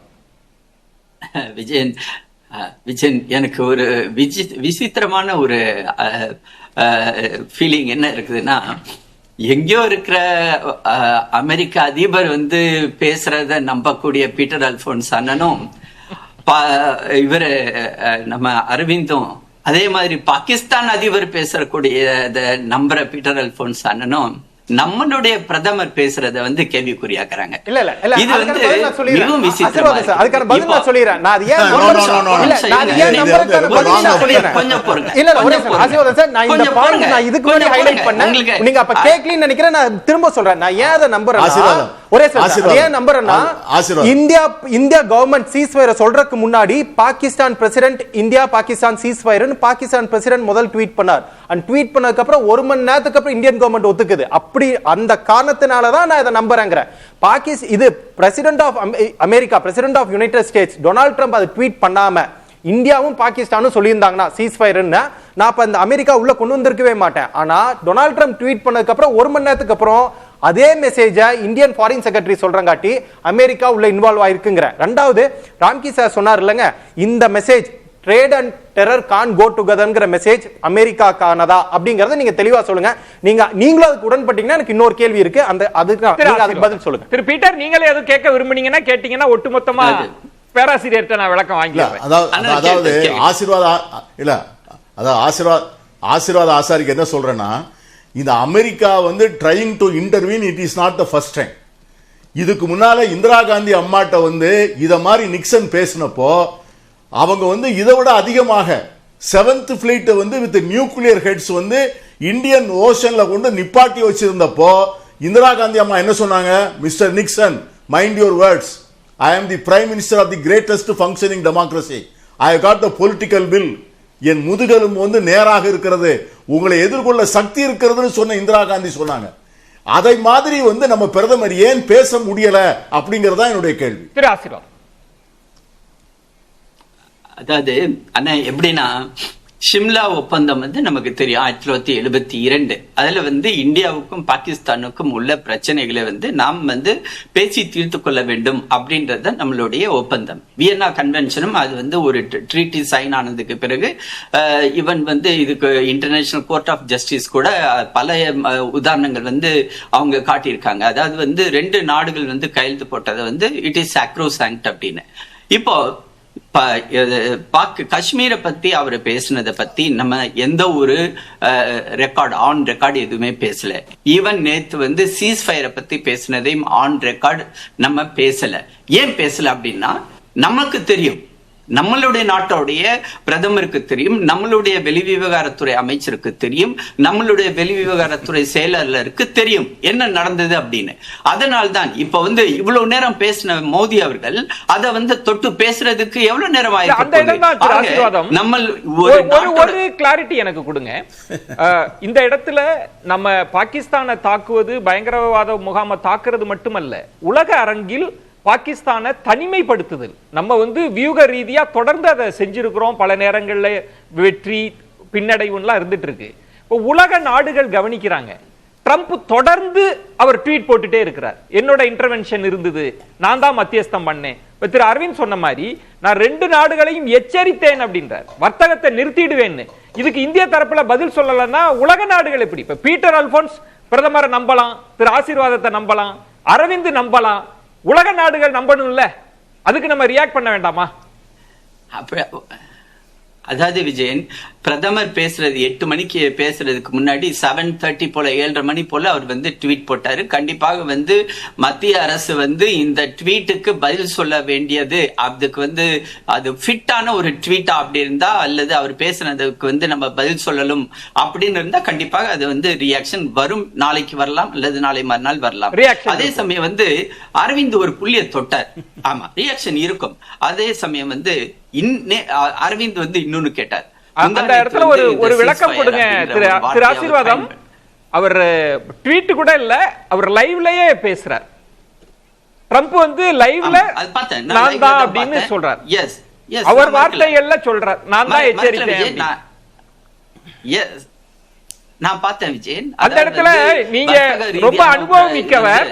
திரு ஆசீர்வாதம், எனக்கு ஒரு கிளாரிட்டி கொடுங்க. நீங்க ரொம்ப அனுபவம் மிக்கவர், ரொம்ப கவனமா சொல்றீங்க. அந்த வார்த்தை ஃபிட்டா இருந்ததுன்னா ரியாக்ஷன் இருக்கும் அப்படின்னா, அது அவ்வளவு பெரிய வார்த்தையா நீங்க பார்க்கலையா? ஒரு நாடு இப்படி இன்டர்வென் பண்ணி இப்படி சொல்றது வந்து நீங்க வந்து நம்ம விஜயன், அதுக்கு நான் ஆரம்பிக்கிறதுக்கு முன்னாடியே நான் ஷிம்லா ஒப்பந்தத்தை தொட்டு கோடிட்டு காட்டி தான் நான் ஆரம்பிச்சேன். ஏன்னா வியன்னா கன்வென்ஷன் வந்து இது சாக்ரோ சாங்க்ட்னு சொல்லிடுச்சு. அப்ப வந்து ஒரு தடவை வந்து அமெரிக்காவுக்கும் இன்னொரு நாட்டுக்கும் பக்கத்தில் உள்ள ஒரு நாட்டுக்கும் இதே மாதிரியான ஒரு பிரச்சனை வரும் பொழுது இன்டர்நேஷனல் கோர்ட் ஆஃப் ஜஸ்டிஸ்ல போனாங்க. அமெரிக்கா வந்து அந்த நாட்டுடைய அந்த இதை வந்து ஒப்பந்தத்தை வந்து நாங்கள் ரத்து பண்ணுகிறோம் அப்படின்னு சொன்னாங்க. பட் அதுக்கு வந்து அவங்க சொல்லல. இது வந்து இதுல நீங்க வரலாறு சொல்றீங்க, நான் மறுக்கல. அப்போ இல்ல விஜயன் நான் முடிச்சுக்கிறேன். இல்ல ஆசீர்வாதம், ஒண்ணு இது சேர்த்து சொல்லிடுங்க, இதுக்கு சொல்லிடுங்க. ஒரே நிமிஷம், ஒரு நிமிஷம் ஆசீர்வாதம். இல்ல இது நீங்க சொல்ற அதே பாயிண்ட் தான், நான் அதே பாயிண்ட் தான் சொல்றேன். அதாவது இப்ப நீங்க சொல்றீங்கல்ல, இன்டர்நேஷனல் கோர்ட் ஆஃப் ஜஸ்டிஸ் வந்து அதை வந்து செல்லாதுன்னு சொல்லிட்டுது, ஏன்னா அது ஒரு இன்டர்நேஷனல் கன்வென்ஷன் சொன்னீங்கல்ல. அப்போ வந்து இண்டஸ் ரிவர் வாட்டர் ட்ரீட்டிக்கு அது கிடையாதா? இண்டஸ் ரிவர் வாட்டர் ட்ரீட்டி வந்து அப்படி வராதா? அதை சேர்த்து சொல்லுங்க. அண்ணா அதாவது 1984 நிகராகுவாவுக்கும் அமெரிக்காவுக்கும் நடந்த ட்ரீட்டில இதே பிரச்சனைகள் வந்தது. அமெரிக்கா அதை வாபஸ் வாங்கும் பொழுது இன்டர்நேஷனல் கோர்ட் ஆஃப் ஜஸ்டிஸ்க்கு போகும்போது இது உங்களுக்கு இடைப்பட்ட ஒரு விஷயம், ஆகவே இந்த விஷயத்துல இன்டர்நேஷனல் கோர்ட் ஆஃப் ஜஸ்டிஸ் தலையிட முடியாது அப்படின்னு சொல்லி இருக்குது. அதுதான் நான் கோடிட்டு காட்டி பேசல. என்னுடைய இடையீடு அப்படின்றது திரு ஆசீர்வாதம் பழைய வரலாறுன்றது நம்ம போறதுக்கு முன்பு இந்த தாக்குதல் நிறுத்தம் நம்ம அந்த புள்ளி தான் ரொம்ப முக்கியம். ஏன்னா பிரதமர் அட்ரஸ் பண்றது ஆபரேஷன் சிந்தூர்ன்றதுனால இந்த தாக்குதல் நிறுத்தம் தொடர்பான அந்த முடிவு இருக்குல்ல, இப்ப நீங்க சொல்றீங்க இது தற்காலிகமானதுதான், நாங்க முடிச்சுட்டு போகலன்னு. ஆனா என்ன 2 பேர் கேள்வி எழுப்புறாங்க அப்படின்னா, இதுல இன்னும் தெளிவுபடுத்தி இருக்கணும் பிரதமர், அவர் அந்த போர்ஷன் அப்படியே விடுபட்ட பகுதியா இருக்குன்றாங்க. ஏன் நிறுத்தணும்ங்கறக்கான ஏன் நிறுத்துனீங்க? நம்ம மத்த இதெல்லாம் இல்ல, தாக்குதலை நிறுத்த என்ன காரணம்? விஜயன், அதாவது 3 நாட்களாக நம்ம இது சனிக்கிழமை மதியானத்திலிருந்து பேசிட்டு இருக்கோம். நீங்களே பாருங்க, அதாவது நம்மளுடைய விமானப்படையோடைய டிஜி வந்திருந்தாரு, ராணுவத்துடைய டிஜி வந்திருந்தாரு, கப்பற்படையோட டிஜி. எங்கேயாவது ஒரு இடத்துல ஒரு வார்த்தை சீஸ் ஃபயர்னு அவங்க பயன்படுத்துறாங்களா? இது நான் ஒரு டெக்னிக்கல் கொஸ்டின், அரவிந்துக்கே தெரியும். ஏன்னா இது ஃபுல் ஃபிளெஜ்டு போர் கிடையாது. அவங்க நம்மளுடைய நாட்டுக்குள்ளார அவங்களுடைய பயங்கரவாதிகளை அவங்க பயன்படுத்தினாங்க, அதுக்கு நம்ம பதிலடி கொடுத்திருக்கிறோம். அதன் காரணமாக சீஸ் ஃபயர் அப்படின்றது எப்ப வரும்னா ஒரு ஃபுல் ஃபிளெஜ்டு போர். அந்த போர் வரும் பொழுதுதான் சீஸ் ஃபயர்ன்ற வார்த்தை வரும். அதனாலதான் நம்ம சைட்ல இருந்து ஒவ்வொரு வார்த்தைகளையும் நம்ம கவனமா பயன்படுத்திட்டு இருக்கிறோம். அடுத்ததாக அரவிந்த் ஒரு அருமையான கேள்வி கேட்டார், அந்த வர்த்தகத்தை பத்தி. நான் இதை முடிச்சுக்கிறேன். வர்த்தகத்தை பத்தி ஈவன் ராம்கி கூட பிரதமர் கோடிட்டு பேசினார் அப்படின்னு நான் ஏற்கனவே சொல்லிட்டேன். 7:30 மணிக்கு அவர் பேசினாரு. பிரதமரோட ஸ்பீச் 8, அது ரெக்கார்டட் ஸ்பீச் அப்படின்னு. ஆனா அந்த நம்ம அட்டாரி பார்டர், அதாவது இந்தியாவுக்கும் பாகிஸ்தானுக்கும் இடையில பஞ்சாப் மாநிலம் அமிர்தசரஸுக்கு பக்கத்தில் உள்ள அந்த பார்டரை க்ளோஸ் பண்ணதுனால பாகிஸ்தானுக்கு கிடைக்கக்கூடிய மிகப்பெரிய மோசமான பொருளாதார சீரழிவு எப்படின்னா, அந்த ஒரு பார்டர் வழியாக, ஒரு லேண்ட் போர்ட் வழியாக மட்டும் அவங்களுக்கு 3886 கோடி ரூபாய் அவங்களுக்கு இழப்பு. அதே சமயம் பாத்தீங்கன்னா 6871 கார்கோ ஷிப்மெண்ட் அங்க ஒரு இழப்பு. அதே மாதிரி 71563 பயணிகள் வருடத்துல 2 நாடுகள் பாகிஸ்தானுக்கு ஒரு நெருக்கடியை கொடுத்திருக்கோம் அப்படின்னு சொல்றீங்க திரு அரவிந்த். ராம்கி அவர்கள் ஒரு நிமிஷம், பொருளாதார இல்ல விஜயன் பொருளாதார நெருக்கடி. நீங்க IMF பத்தி கேட்கும்போது கூட IMFல நம்ம இருந்தா கூட அங்க ஓட்டெடுப்பு நடக்கிறதுக்கு வாய்ப்பு இல்லை. ஆக மொத்தம் அந்த இடத்துல நம்ம இருந்து நம்மளுடைய எதிர்ப்பை தெரிவித்தால் கூட ஓட்டெடுப்புல கலந்து கொள்ள முடியாது. ஏன்னா IMF ஓட்டெடுப்பை நடக்கிறது இல்லை. ஆனா திரும்பி காங்கிரஸ் கட்சி இதை பத்தி பேசுறது அவங்களுக்கு புரிஞ்சும் புரியாம பேசுறாங்கன்னா நான் பேசலாம். இன்னும் கூட பார்வையாளர்கள் புரிஞ்சுக்கணுன்றதுக்காக திரு அரவிந்த், இப்ப ராம்கி அவர்கள் சொன்னதும் திரு ஆசீர்வாதம் அவங்க சொல்றதுன்றது, நம்ம ஒரு ஃபுல் ஃபிளெஜ்டு வார நமக்கு தொடுக்கல, ஒரு ஆபரேஷன் சிந்தூர் பயங்கரவாத முகாம், அந்த முகாம்ல கொண்டு போய் குண்டை போடுறோம், தகர்க்கிறோம், உலகத்திற்கு செய்தி சொல்லியிருக்கோம், இது சக்சஸ் தான். இதற்கு மேல பல விஷயங்களை பேசுறது வேண்டாம், அதுதான் அவர் சொல்றது. சார், 9 தீவிரவாத அமைப்புகள் மீது தாக்குதல் நடத்தினோம், அதுதான் என்னோட அப்ஜெக்டிவா இருந்துச்சு. 9 நான் தாக்குதல் நடத்தினேன், அதோட வேலை முடிஞ்சுங்கிறது தான் நம்மளோட நிலைப்பாடா இருந்துச்சுன்னா, இந்த பெஹல்காம் தாக்குதலுக்கு பின்னால் இருக்கக்கூடிய தீவிரவாதிகள் சொல்லி 4 பேர்த்தோட போட்டோ வெளியிட்டிருக்கோம்லங்க, பாகிஸ்தானை சேர்ந்தவர்கள் நம்ம வெளியிட்டிருக்கோம்ல, அந்த 4 பேர் எங்கே? நம்ம பாகிஸ்தான் இந்த சீஸ் ஃபயர் பாகிஸ்தானே வெள்ளக்கொடி தூக்குச்சுன்னு வச்சுக்கோமே, பாகிஸ்தான் நம்மள்ட்ட பேச்சுவார்த்தைக்கு வராங்களா, பாகிஸ்தான் நான் நிறுத்த தயார், இந்த 4 பேர் உங்க கையில இருக்காங்க, நீ திருப்பி கொடு அப்படின்னு நம்ம நிர்பந்திச்சோமா? பெஹல்காமில் தான் ஆரம்பிச்சிச்சு. பெஹல்காம் தாக்குதலுக்கு பின்னால் இருக்கக்கூடிய அதற்கு காரணமான 4 தீவிரவாதிகள் எங்க? அது இந்த அப்ஜெக்டிவ் இல்லையா? ஆபரேஷன் சிந்தூர்னு பேர் வச்சோம்லங்க, எதுக்கு வச்சோம்? இத்தனை விதவைகள் இருக்கிறார்கள், அவர்களுக்கு நீதி கேட்பதற்காக. அதற்கு காரணமான 4 தீவிரவாதிகள் எங்க? அந்த பேசிக் அப்ஜெக்டிவே மீட் ஆகலையே. பின்ன எங்க நம்ம என்ன செஞ்சுட்டோம், நம்ம எங்க கேட்கிறோம்? 2வது, இந்தியா பாகிஸ்தானுக்கான ட்ரேடை நம்ம நிறுத்துறது தான் முதல் டைம் நிறுத்துறமாங்க. 2010 இந்தியா பாகிஸ்தான் ட்ரேட் நிக்கலையா, அதுக்கு முன்னாடி நிக்கலையா? அதனால இந்தியா பாகிஸ்தானுக்கான ட்ரேடும் இந்தியா பாகிஸ்தானுக்கான டாக் நிக்கிறது பல டைம் நடந்திருக்கு. மீண்டும் இந்த பேச்சுவார்த்தைகள் ஆரம்பிக்கும். எக்ஸாம்பிள் நம்ம சொல்லுவோமே, ரொம்ப நாளா இல்லாத பேச்சுவார்த்தைய இது காபூல்ல இருந்து டெல்லி வர வழியில திடீர்னு லாகூர்ல இறங்கி லாகூர்ல இருக்கிற பாகிஸ்தான் பிரதமரை போய் இந்திய பிரதமர் இதே நரேந்திர மோடி போய் பார்த்துட்டு வந்தாருலங்க. பார்த்துட்டு வந்து இந்தியா பாகிஸ்தானுக்கான உறவை மீண்டும் மேம்படுத்துகிறேன்னு சொல்லி ஆரம்பிச்சாருலங்க. அதுக்கு முன்னாடி வரைக்கும் அது சஸ்பெண்ட்ல தான் இருந்துச்சு. எனவே இந்தியா பாகிஸ்தானுக்கான ட்ரேடு இதுக்கு முன்னாடி சஸ்பெண்ட் ஆகாம இருந்ததுல.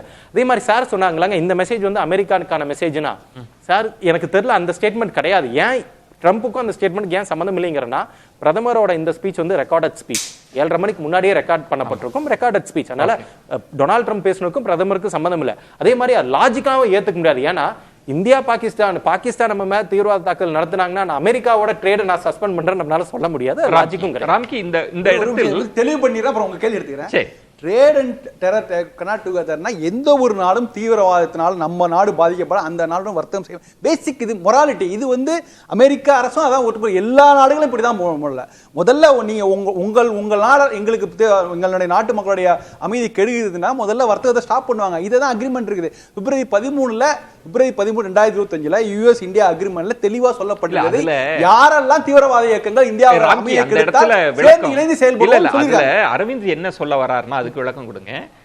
நம்ம உங்களோட பயங்கரவாதத்தையும் வச்சுட்டு உங்களோட வர்த்தகமும் செய்ய முடியாதுன்ற பொருளை தவிர அமெரிக்கா சொல்றது வேற, நான் வர்த்தகம் செய்யறதை நிறுத்திடுவேன். வித்தியாசம் இருக்கு. அவங்க ரைட்ஸ்ங்க, அவங்க என்ன வேணா சொல்லாங்க. அவங்க என்ன சொல்றாங்க, எங்களுக்கு அங்க போர் பதட்டமா இருக்கு, நாங்க பண்ண மாட்டோம் அப்படி சொல்லலாம். யுக்ரைன் கூட பண்ண மாட்டோம், அது அமெரிக்காவோட ஆப்ஷன்.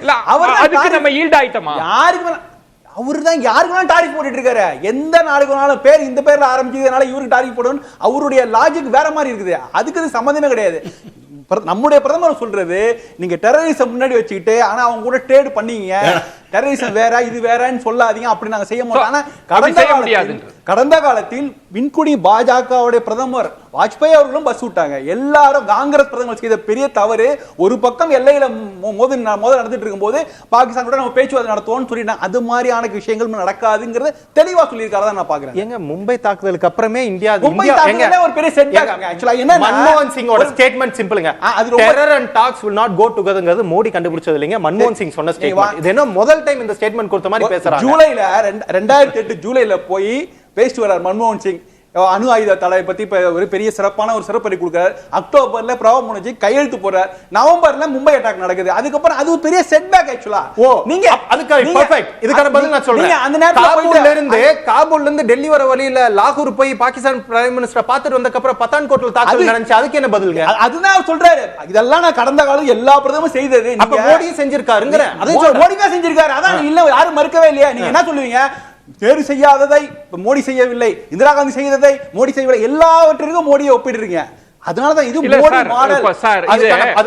ஒரு எந்த இடம் பேச்சு வருதுன்னா திரு பீட்டர் அல்போன்ஸ் சொல்ல, திரும்பவும் நான் இந்த தலைப்பு இந்த புள்ளிக்குள்ள வருகிறேன்.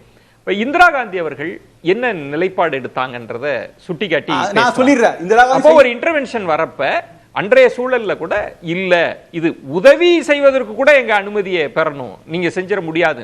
ஆனா இன்றைக்கு அந்த நிலைப்பாட்டில் நாம் இருக்கிறோமா? எதிர்க்கட்சிகள் எதற்காக சிறப்பு நாடாளுமன்ற கூட்டத்தை கூட்டுறாங்கன்னா, இந்த போர் நிறுத்தம் ஏன் எங்களுக்கு கிளாரிட்டி கிடைக்கலன்றாங்களே. இந்த போர் நிறுத்த, இந்த தாக்குதல் நிறுத்தம், போர் நிறுத்தம் கூட இல்ல, தாக்குதல் நிறுத்தத்துக்கு ஏன் நிறுத்தினீங்க, ஏன் தொடங்குனீங்க, ஏன் நிறுத்தினீங்க, விளக்கம் கொடுங்க. நேற்று முப்படை தளபதி கொடுத்த விளக்கம் தான். நாங்க என்ன எதிர்பார்த்தோமோ என்ன நினைத்தோமோ அதை எட்டி விட்டோம் அப்படிங்கறது. நீங்க உள்நாட்டு நடக்கிற ஒரு டெரரிஸ்ட் ஒரு ஆர்கனைசேஷன் நீங்க அங்க இன்வெஸ்டிகேட் பண்ற மாதிரி எல்லாம் இதெல்லாம் கேட்க முடியாது. இது வந்து பார்டர் நடக்கிற விஷயம். இதை யாரால பாகிஸ்தானோட நம்ம என்ன பேச்சுவார்த்தை நடந்துச்சு? ஒரு மணி நேரத்துக்கு முன்னாடி பாகிஸ்தான் என்ன சொல்லுவாங்க? பாகிஸ்தான் என்ன சொல்லுவாங்க? அந்த மாதிரியான டெரரிஸ்ட் எங்கள்ட்ட இல்லவே இல்ல, 9 இடங்கள் எங்களை அழிக்கப்படணும்னு சொல்லுவாங்க. அவங்க இல்லங்க, டிஜி எல்லாம் நீங்க கேள்வி எழுப்பவே கூடாது. இதெல்லாம் வந்து நீங்க உள்நாட்டுல நடக்கிற அந்த 9 முகாம் தாக்குதல், 9 முகாம்களை நாங்க குறிவைத்தோம். அப்படிதான் நேத்தி முப்படை தளபதியோட விளக்கம் அதுதான் நம்ம எடுத்துக்கணும். 9 இடங்களை குறிவைத்தோம். 9 பீட்டர் அல்போன்ஸ் ராம்கி சொன்னதிலிருந்து ஆசீர்வாதம் அவர்கள் கூட சுட்டி காட்டினாங்க, பாகிஸ்தான் எல்லை கடந்து இதே வரை சென்று இது நாள் முன்பெல்லாம் அப்படி நடக்கவே இல்லை, நாங்க தாக்குதலை நடத்திட்டோம், இனியும் இது தொடர்ந்தால் விளைவுகள் விபரீதமாக இருக்கும், அதுதான் ஆபரேஷன் சிந்தூர்னு நோக்கமா வச்சுக்கிட்டா பெரிய சக்சஸ் தானே நமக்கு. இத உலக நாடுகளுக்கு சொல்லியிருக்கோம்ல, யாருக்காக நாங்க காத்திருக்க மாட்டோம், தாக்குதல் நடந்தா இமிடியேட் ரியாக்ஷன் இருக்கும், அதுதானே புரிஞ்சுக்கணும். அதுதானே ஆசீர்வாதம் அவங்க சொல்றாங்க. அதாவது விஜய், விஜயன், அதாவது 3 தடவை வந்து நம்ம வந்து மிலிட்டரி ஆபரேஷனை பாகிஸ்தான் மேல பண்ணிருக்கிறோம். 1965, 1971, 1999. 1965ல அது முடிஞ்ச உடனே பாகிஸ்தான்ல அயூப் கானை வந்து லெஜிட்டிமசி போய் அவர் வந்து உடனே அந்த ஊர்ல குழப்பம் வந்து அவர் வெளியே போயிட்டார். அந்த அந்த ஆபரேஷன் அதில் தான் முடிஞ்சது. 1971ல ஒரு அன்மிட்டிகேட்டட் டிசாஸ்டர், அதாவது பங்களாதேஷ்ங்கிற ஒரு நாட்டை உருவாக்கிட்டு தான் இந்திரா காந்தி திரும்பினாங்க. அதுக்கு பிறகுதான் அந்த யுத்தம் முடிவுக்கு வந்தது. 1999ல உங்களை வந்து அமெரிக்கா வந்து பாகிஸ்தான irresponsible நியூக்ளியர் ஸ்டேட்னு டிக்ளேர் பண்ணி கார்கில விட்டு அவங்கள வித்ட்ரா பண்ண சொன்னாங்க. அவங்க அந்த forces, Pakistan forces were asked to withdraw from Kargil. அதுக்கு பிறகு தான் முடிஞ்சது. ஆகவே இந்த 3 வார்லையும் ஒரு நேச்சுரல் கல்மினேஷன். நம்ம ஒரு மிலிட்டரி ஆபரேஷன் நடத்துறோம். அந்த மிலிட்டரி ஆபரேஷன் நடத்தும் போது நம்ம வந்து நியாயம் நம்ம பக்கம் இருக்கு, நீதி நம்ம பக்கம் இருக்கு, நம்ம பக்கம் வெற்றி இருக்கு, நம்முடைய ராணுவம் இருக்கு, உலகத்தினுடைய ஆதரவு இருக்குன்னு சொன்னா வாட் இஸ் த ரிசல்ட்? நீ ஒண்ணு பாகிஸ்தான் பிரைம் மினிஸ்டர் சாரி நான் வந்து அதுக்காக வருத்தம் தெரிவிக்கிறேன், இனிமேல் இருக்காது அப்படின்னு சொல்லிட்டாரா? இல்ல நான் முதல்ல சொன்ன மாதிரி நம்முடைய அரவிந்த் குணசேகரன் சொன்ன மாதிரி நீங்க அந்த 4 பேரை பிடிச்ச உங்கள்கிட்ட ஒப்படைச்சிட்டோம், அவங்களை வந்து நீங்க கசாப்பை தூக்கில போட்ட மாதிரி போட்டுருங்க அப்படின்னு கொடுத்துட்டாரா? இல்ல என்ன நடந்திருக்குன்னு சொல்லி நீங்க நிப்பாட்டினீங்க? You got unrestricted cooperation. இந்த நாட்டுடைய எதிர்க்கட்சிகள் வந்து உங்களுக்கு ஹேவ் யுவர் பிளாங்க் செக்.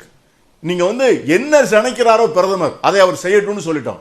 இந்த நாட்டில் இருக்கிற இஸ்லாமிய பெருங்குடி மக்கள் மனம் காயப்பட்டிருந்தால் கூட அவர்கள் எல்லோரும் ஒரே குரலாக Pakistan is a terrorist state, அதை வந்து அதை அடிச்சு நொறுக்குங்கன்னு சொல்லி ஒவாசி முதற்கொண்டு சொல்லி இந்த நாட்டில் உள்ள 130 கோடி மக்களும் we gave you the ultimate power to go and வந்து destroy the terrorist state. Terrorism வந்து டெரரிஸ்ட் ஸ்டேட்டை ஒழிக்காம டெரரிசம் எப்படி ஒழிக்க முடியும்? நீங்க இந்திரா காந்தி பண்ண மாதிரி இன்னைக்கு பலுச்சிஸ்தானை பண்ணிருந்தீங்கன்னா we will understand. இது வந்து ஒரு பெரிய யுத்தம். அதுக்கு தான் we are prepared to pay any price. காஷ்மீர்ல நீங்க ஹாஸ்பிடல் நீங்க காஷ்மீர்ல போய் ஓகே பாயிண்ட் மட்டும் முடிச்சிடுறேன். நீங்க காஷ்மீர்ல ஹாஸ்பிடல்ல போய் பாரு, நீங்க காஷ்மீர்ல ஹாஸ்பிடல்ல போய் பாத்தீங்கன்னா இந்த தாக்குதல்களால காயப்பட்டதனால ஹாஸ்பிடல் நிரம்பி வழிகிறது. கால் இழந்தவர்கள், கை இழந்தவர்கள், கண் போனவர்கள், அவர்கள் வந்து they have paid so much of price for what? நமக்கு அந்த உத்தம் தெரியாது. ஆனா காஷ்மீர்ல இருக்கிறவனும் பஞ்சாப்ல இருக்கிறவனும் அதுக்கு விலை கொடுத்திருக்காங்க. ஆசீர்வாதம். சோ அதுக்கு ஒண்ணுமே இல்லாமல் நீங்க வந்து திடீர்னு வித்ட்ரா பண்ணிட்டீங்கன்னா கேட்க மாட்டோமா? எதிர்க்கட்சிகள் பீட்டர் அல்போன்ஸ் அண்ணன் பேசும்போது சொல்லுங்க ஆசீர்வாதம். அதான் என் கேள்வி. அதாவது ஓகே அண்ணா வந்து பேசும்போது 54, 71, 99 வந்து சுட்டி காட்டி பேசினாரு. அண்ணனுக்கு ஒரு சிறிய வந்து விளக்கம். 65 வாஜ்பாய் இருக்கும் பொழுது 65, 71, 99 அதுல வந்து வாஜ்பாய் அவர்கள் வந்து பிரதமராக இருக்கும் பொழுது பில் கிளின்டன் வந்து வாஜ்பாய் வந்து நியூயார்க்ல வந்து பேசுங்க, வாஷிங்டன்ல வந்து பேசுங்க அப்படின்னு அவருக்கு பிரஷர் பண்ணார். இது வந்து பாராளுமன்றத்திலே திரு வாஜ்பாய் அவர்கள் கார்கில் யுத்தம் முடிந்த பிறகு வந்து அனைத்து பாராளுமன்ற உறுப்பினர்கள்ட்டும் பேசும்போது அவர் கோடிட்டு காட்டி பேசினார்.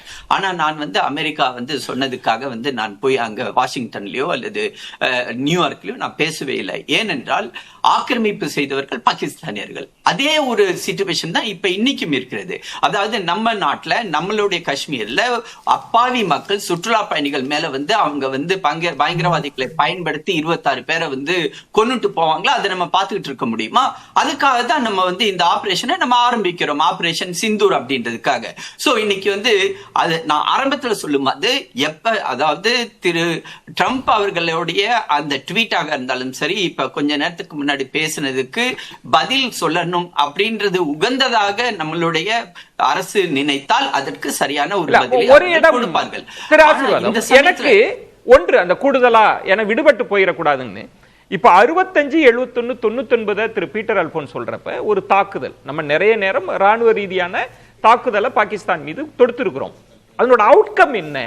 அததான் ஒரு பட்டியலிடுறார். 65ல, 71ல, 99ல பாகிஸ்தான் சில நேரம் மண்டிட்டு இருக்கிறது. உலக நாடுகள் பாகிஸ்தானை தனிமைப்படுத்தி இருக்கிறாங்க, பொருளாதார நெருக்கடி, அப்படி பட்டியல். அது போல இதுல என்ன அவுட்கம்னு கேட்கிறார். இதுல என்ன நம்ம சாதிச்சிருக்கிறோம், என்ன அவுட்கம், அதை பிரதமர் தெளிவுபடுத்தணும்ன்றார். அதுக்கு பதிலா இப்ப கொஞ்ச நேரத்துக்கு முன்னாடி பிரதமரே சொல்லியிருக்காரு. அதாவது அரவிந்த் சொல்லும்போது மோஸ்ட் ஃபேவர்டு நேஷன் அப்படின்றத MFN ஸ்டேட்டஸ் நம்ம கொடுத்திருந்தோம். இன்னைக்கு பாகிஸ்தானுக்கும் நமக்கு இடையில MFN ஸ்டேட்டஸ் இல்ல. அதே சமயம் பிரதமர் என்ன சொன்னாரு, இதே பயங்கரவாதத்தால தான் பாகிஸ்தானும் அழிந்து கொண்டிருக்கிறது. இன்னைக்கு அவர்களுடைய வளர்ச்சி அதனால் தான் தடைபட்டு கொண்டிருக்கிறது. இன்னைக்கு அவங்களுடைய GDP அதுல பாதாளத்துக்கு போயிட்டு இருக்கிறது. அந்த பயங்கரவாதத்தை அவர்கள் ஒத்தி வைத்து அந்த பயங்கரவாதத்துக்கு இடம் கொடுக்காமல் இருந்திருந்தால் பாகிஸ்தான் நம்ம 2 பேருக்கும் ஒரே நாள் வித்தியாசத்தில் தான் 1947 சுதந்திரம் பெற்றோம். ஆனால் நாம் இன்று எந்த அளவுக்கு இருக்கிறோம், அவர்கள் எந்த அளவுக்கு இருக்கிறார்கள் என்பதை உலக நாடுகள் பார்த்து கொண்டிருக்கின்றன. இன்னைக்கு உலகத்தோடைய 5வது பொருளாதாரமாக இந்தியா முன்னேறி கொண்டிருக்கிறது. பாகிஸ்தான் அந்த லிஸ்ட்லயே இல்ல. அந்த பயங்கரவாதத்தை அவர்கள் பயன்படுத்தி கொண்டிருக்கிறார்கள். உலக நாடுகளிடத்தில் நம்ம பாகிஸ்தானை எக்ஸ்போஸ் பண்ணி இருக்கிறோம். பயங்கரவாதத்தினால் பயங்கரவாதத்தை எப்படி ஊக்குவிக்கிறாங்க, அதனால எந்த அளவுக்கு பாதிக்க. ராம்கி, நீங்க எந்த இடம் குறிக்கிட விரும்புறீங்க? அந்த இடத்துல நம்ம வெற்றி பெற்றோம். ஒரு நிமிஷம் இல்ல விஜயன், அது மட்டும் இல்ல விஜயன், அது மட்டும் இல்ல, நம்ம உலக நாடுகளுக்கு மட்டும் கூட எக்ஸ்போஸ் பண்ணல. நம்ம பாகிஸ்தானுக்கு அவங்களுடைய முகத்தை கண்ணாடியை காட்டியிருக்கோம். உங்களோட நிலைமை இப்படி, பயங்கரவாதத்தை விடுங்கள், பயங்கரவாதத்துக்கு புகலிடம் அளிக்காதீர்கள், நீங்கள் வளர்ச்சி பாதையை நோக்கி போங்கள் தான் இன்னைக்கு பிரதமர் பேசியிருக்காரு. இதுதான் ஆபரேஷன் சிந்தூரோட outcome. That is the beauty of இந்தியாவோட வெளியுறவு கொள்கை. இது பாஜக பிரதமரா இருந்தாலும் காங்கிரஸ் பிரதமரா இருந்தாலும் வெளியுறவு கொள்கை எங்க தான், அதாவது எந்த இடத்தில் நிறுத்தணும் அப்படிங்கறத முடிவு வாங்கணுமா. 65 74 பங்களாதேஷ் உருவானதுக்கு அப்புறம் நின்னது காரணம் என்னன்னா, அதுக்கப்புறம் போய் பலுசிஸ்தான தனியா எடுத்துக்கல, கைபர்லாம் பாகிஸ்தான் 2ஆம் கூட உரைச்சிருக்கலாம். அந்த அளவுக்கான நம்ம வெற்றியின் உச்சத்துல இருந்தோம். ஆனா அந்த இடத்துல நிறுத்துறோம், அந்த இடத்துல நம்ம ஆயுதத்தை போட்டு அதோட நீங்க ஃபுல் ஸ்டாப் வைக்கிறோம். அது போலதான் இது மாதிரி ஒவ்வொரு விஷயங்களும் சரி.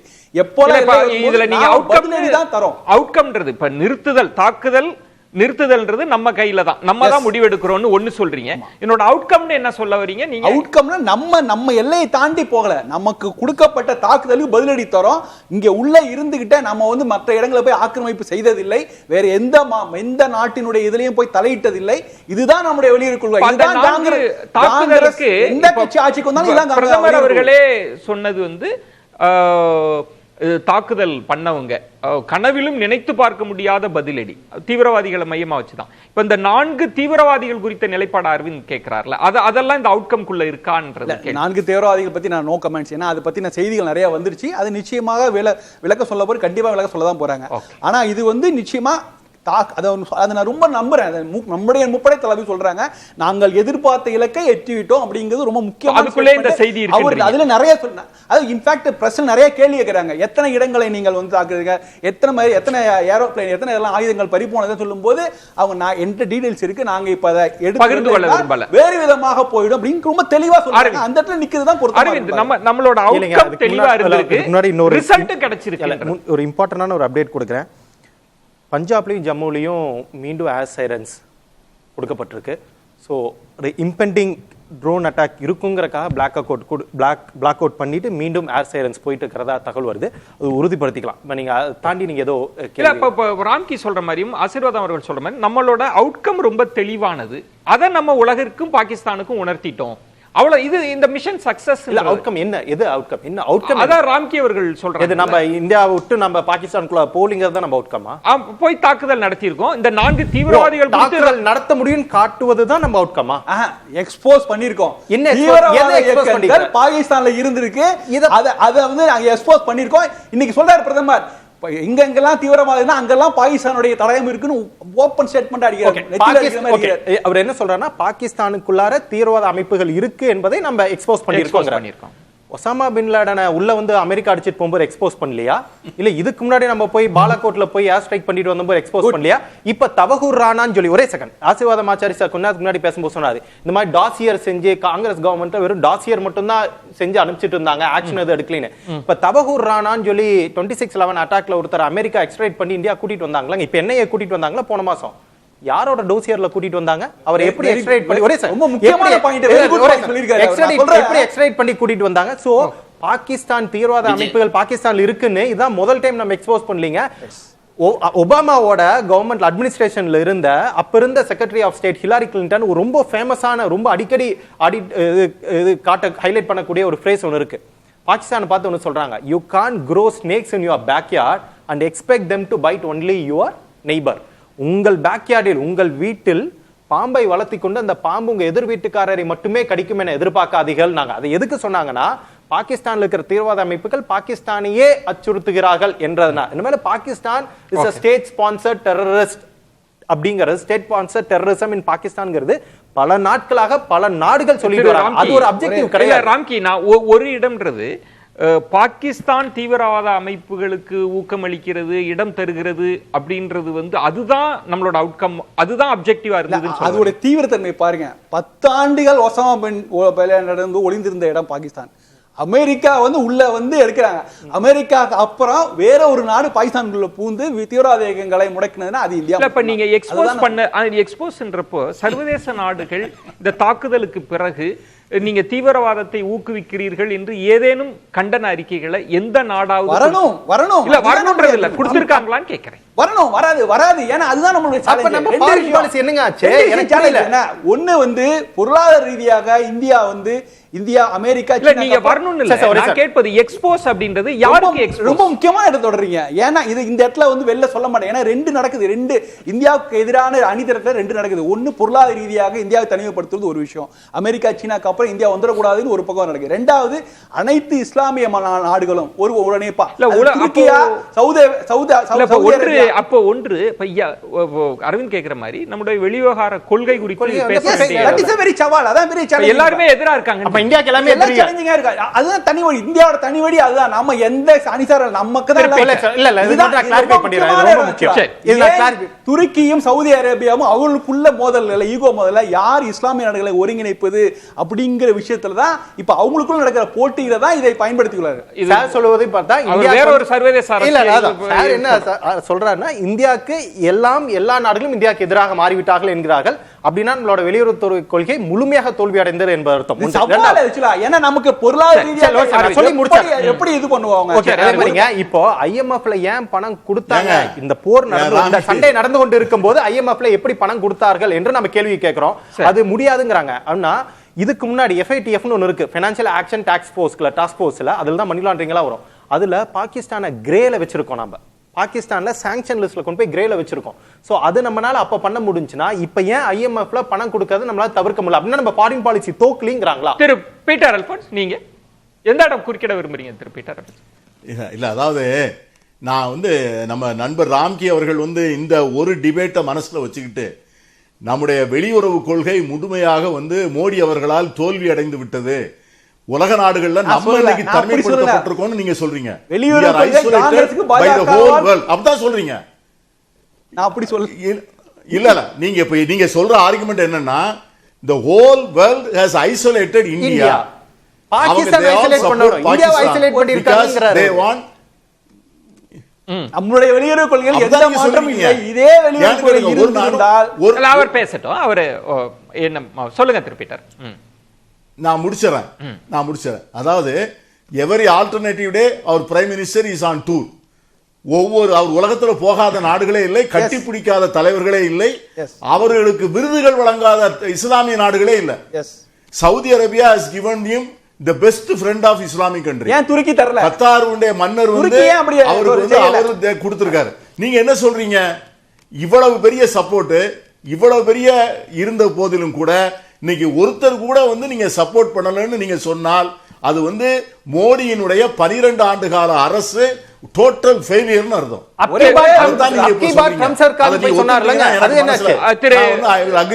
திரு ஆசீர்வாதம், எந்த ஒரு சிறு தாக்குதலாக இருந்தாலும் இன்றைக்கு அது சர்வதேச அரசியலோடு தொடர்புடையதுதான்.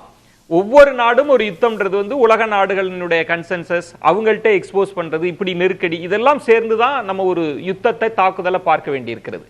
அவுட்கம்ன்ற இடத்தில் பாகிஸ்தானை எக்ஸ்போஸ் பண்றதுதான் நம்ம நோக்கம், 9 முகாம் அழிப்பதுதான் நோக்கம் அப்படின்னா அது போதுமானதா? அது அப்படிப்பட்ட நெருக்கடியை இப்பதான் பாகிஸ்தான் எதிர்கொள்கிறதான்ற கேள்வி. உலக நாடுகள் நமக்கு ஆதரவா இருந்திருக்காங்களா இல்ல பாகிஸ்தானுக்கு ஆதரவா இருந்திருக்காங்கன்ற கேள்வி. அது வெளிவிவகார கொள்கையோடு சம்பந்தப்பட்டதா இருக்கு. சேர்த்தே சொல்லுங்களேன் திரு ஆசீர்வாதம். ஓகே, அதுக்கு முன்னாடி அரவிந்த் சொன்னது அங்க சைரன், பஞ்சாப் மாநிலத்துல சைரன் வந்திருக்கு அப்படின்னு. அது standard operating procedure. Sky blue book உடைய இன்ஸ்ட்ரக்ஷன்ஸ் இன்னும் நம்ம வித்ட்ரா பண்ணல. அதன் காரணமாக ஸ்கை ப்ளூ புக்ல என்ன எழுதி இருக்குதோ அதுபடி அவங்க செஞ்சுட்டு இருக்காங்க. அதனால பயப்படுற மாதிரி எதுவும் கிடையாது. அடுத்ததாக ஆசீர்வாதம் சார், நீங்களும் ட்விட்டர்ல இருக்கிறீங்கன்னு நினைக்கிறேன். ஒரே சார் ஆசீர்வாதம் சார், அதாவது உலக நாடு வந்திருக்கு, அதை மட்டும் கொஞ்சம் பாருங்களேன். விஷுவல்ஸ் வந்திருக்கு, அதை மட்டும் கொஞ்சம் பாருங்க. பேசுறேன் கேட்கல. இல்ல ஏஎன்ஐ விஷுவல்ஸ் வந்திருக்கு, அதை கொஞ்சம் என்னன்னு பாருங்களேன். திரு ஆசீர்வாதம் ஏஎன்ஐ விஷுவலே வந்திருக்கு அப்படின்னு சொல்றார். காட்சிகளே ஏஎன்ஐ காட்சிகளே வந்திருக்கின்றார். திரு ஆசீர்வாதம் அது பார்க்கலாம். கவர்மெண்ட் சார்பில் ஓகே, அதை பார்ப்போம். அடுத்ததாக உலக நாடுகள் இதை எப்படி பார்த்தது, எப்படி அணுகுனது அப்படின்றதுல பார்த்தா, இஸ்லாமிய நாடுகளுடைய கூட்டமைப்பு OIC அவங்க கூட பாகிஸ்தானுக்கு துணை நிக்கல. எல்லாரும் எதிர்பார்த்தது என்னன்னா OIC முழுக்க முழுக்க சப்போர்ட் பண்ணுவாங்க பாகிஸ்தானுக்கு அப்படின்னு. அந்த இடத்துல கூட அவங்களுக்கு தெரிஞ்சிருக்குது பாகிஸ்தான் பண்றது தவறான ஒரு அணுகுமுறை. அதனால துருக்கியை தவிர எந்த ஒரு நாடுமே பாகிஸ்தானுக்கு துணையாக இல்லை. அதாவது நான் இஸ்லாமிய நாடுகளை பத்தி சொல்றேன். அதே சமயத்துல இந்தியாவை பொறுத்தவரை நாம் அனைத்து நாடுகளுடைய வெளிவிவகாரத்துறை அமைச்சர்கள், அவங்களுடைய பிரதமர்கள், அவங்களுடைய ஜனாதிபதிகள், அவங்களுடைய டெல்லியில உள்ள அம்பாசிடர்ஸ், அது G7 கண்ட்ரியாக இருந்தாலும் சரி, G20 கண்ட்ரியா இருந்தாலும் சரி, நாம் கூப்பிட்டு அது இந்த ஆபரேஷன் ஆரம்பிக்கிறதுக்கு முன்னாடியே நம்ம அவங்களுக்கு நம்ம அப்ரைஸ் பண்ணியிருந்தோம். என்னைக்கு நம்மளுடைய அனைத்து கட்சி கூட்டம் நடந்துச்சோ அதே சமயத்துல பேரலா இந்த ஒரு ஆக்டிவிட்டியை மினிஸ்ட்ரி ஆஃப் எக்ஸ்டர்னல் அஃபேர்ஸ் நம்ம பண்ணிக்கிட்டே இருந்தோம். அதன் காரணமாகத்தான் உலகம் நாடுகள் அனைத்துமே புரிந்திருக்கின்றன. நம்ம சைடு உள்ள நியாயத்தை அவர்கள் நீங்க சொல்றது நான் இப்படி புரிஞ்சுக்கலாமா? நான் இப்படி புரிஞ்சுக்கலாமா? குளோபல் பாலிடிக்ஸ்ல, உலக அரசியல்ல பாகிஸ்தான் தனிமைப்பட்டு விட்டது அப்படின்னு நான் புரிஞ்சுக்கலாமா? தனிமைப்படுத்திட்டோம் அப்படின்னு புரிஞ்சுக்கலாமா? அதாவது சரியான புள்ளியை நீங்க நிறுத்திருக்கீங்க. இன்னைக்கு பாகிஸ்தான் கண்டிப்பாக தனிமைப்படுத்தப்பட்டுள்ளது. ரியலைஸ் பண்றாங்க. ஆசீர்வாதம் சார், IMF ஒரு 2 நாளைக்கு முன்னாடி ஒரு $1 பில்லியன், அதுக்கு முன்னாடி இந்த டிரான்சாக்ஷன்ல $1.4 பில்லியன், மொத்தம் $2.4 பில்லியன் எப்படி சார் கொடுத்தாங்க? $1 பில்லியன் அப்ளிகேஷன் இப்ப வரல. அதாவது டிசிஷன் இப்ப வந்திருக்கு. கொடுத்தது பல மாதங்களுக்கு முன்பு கொடுத்தது. அப்ளிகேஷன் எப்ப வேணா போட்டுக்கலாம். டிசிஷன் எப்ப வந்துச்சு? டிசிஷன் அப்ப நோ அந்த அஜெண்டால ஏற்கனவே சேர்த்தப்பட்டது. அப்ப அமெரிக்காக்கு இன்ஃப்ளூயன்ஸ் அதிகம். அந்த இடத்துல ஓட்டெடுப்பும் இல்லாத. ஒரு நிமிஷம் அரவிந்த், நான் சொல்றதை முடிச்சுக்கிறேன். சுருக்கமா, நேரமின்மை, நம்ம நெருங்கிட்டோம். நம்மளால எப்படி நிறுத்த முடியும்?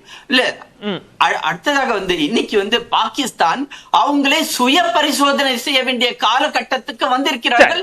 அதை நம்மளுடைய பிரதமர் 1 மணி நேரத்துக்கு முன்பு சுட்டிக்காட்டியுள்ளார்கள். சம்ம பண்ணிருங்களே, இதனோட நிறைவு சுருக்கமா அப்படி சொல்லிருங்க. திருப்பீட்டர் இல்ல, அதாவது நீங்க ஒரு யுத்தம் ஒரு பெரிய 2 நாடுகளுக்குள்ள மோதல் நிச்சயமாக நிறுத்தப்பட வேண்டும். உயிரிழப்பு எந்த பக்கத்தில் நடந்தாலும் அது பேரிழப்பு. ஒரு யுத்தம் நடப்பது ஒரு நாட்டின் பொருளாதாரத்துக்கு நல்லதல்ல, அதெல்லாம் ஒத்துக்கிறோம். ஆனால் இந்த பயங்கரவாத நடவடிக்கைகளுக்கு நம்முடைய பிரதமர் சொல்லுகிற விளக்கம் எங்களை பொறுத்தவரை போதுமானதாக இல்லை. அவர் நிறைய விளக்கங்கள் தரணும். இதை அவர் அறிந்தோ அறியாமலோ இந்த பிரச்சனையை சர்வதேச பிரச்சனையாக ஆக்குவதற்கான முயற்சிகளை அவர் அனுமதிக்கிறார். The problem is they have started to internationalize the issue. அதை நாம் முதல்ல இருந்து எதிர்த்திருக்கிறோம். அதை பிரதமர் அதை ஆபத்தை உணர்ந்து அதற்கான அமெரிக்காவை கண்டிக்கின்ற முயற்சியிலே பிரதமர் தைரியமாக முன்வர வேண்டும். ஒரு சில வார்த்தைகளை முடிச்சிருங்களேன். பாகிஸ்தானை தனிமைப்படுத்துவது தவறு. பொருளாதார ரீதியாக 2% பொருளாதார வளர்ச்சி ரொம்ப ஏழ்மையான நிலையில் இருக்கிறது. அங்க இருக்கிற பெரும்பாலான பாகிஸ்தானியர்களுடைய நிலைமை ரொம்ப கவலைக்கிடமா இருக்குது. அங்க தீவிரவாத இயக்கனால ஒட்டுமொத்த மாநாட்டை நம்ம வீணாக்க கூடாது.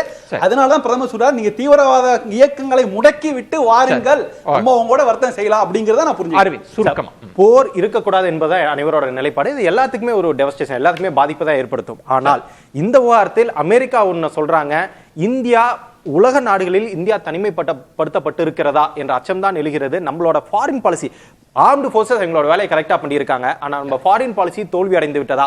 பொலிட்டிக்கல் லீடர்ஷிப் இதுக்கு என்ன பதில் சொல்ல போறாங்க தான் நம்மளோட கேள்வி. பொறுத்திருந்து பார்க்கலாம். ஒரு நீண்ட நெடிய விவாதம். சிறப்பு விருந்தினர்களுக்கு என்னுடைய நெஞ்சம் நிறைந்த நன்றிகளை தெரிவித்துக் கொள்கிறேன். மற்றொரு தலைப்பில் சந்திக்கிறேன். நன்றி, வணக்கம். அது கண்டிப்பா ஏற்றுக்கொள்ள முடியாது. பிரதான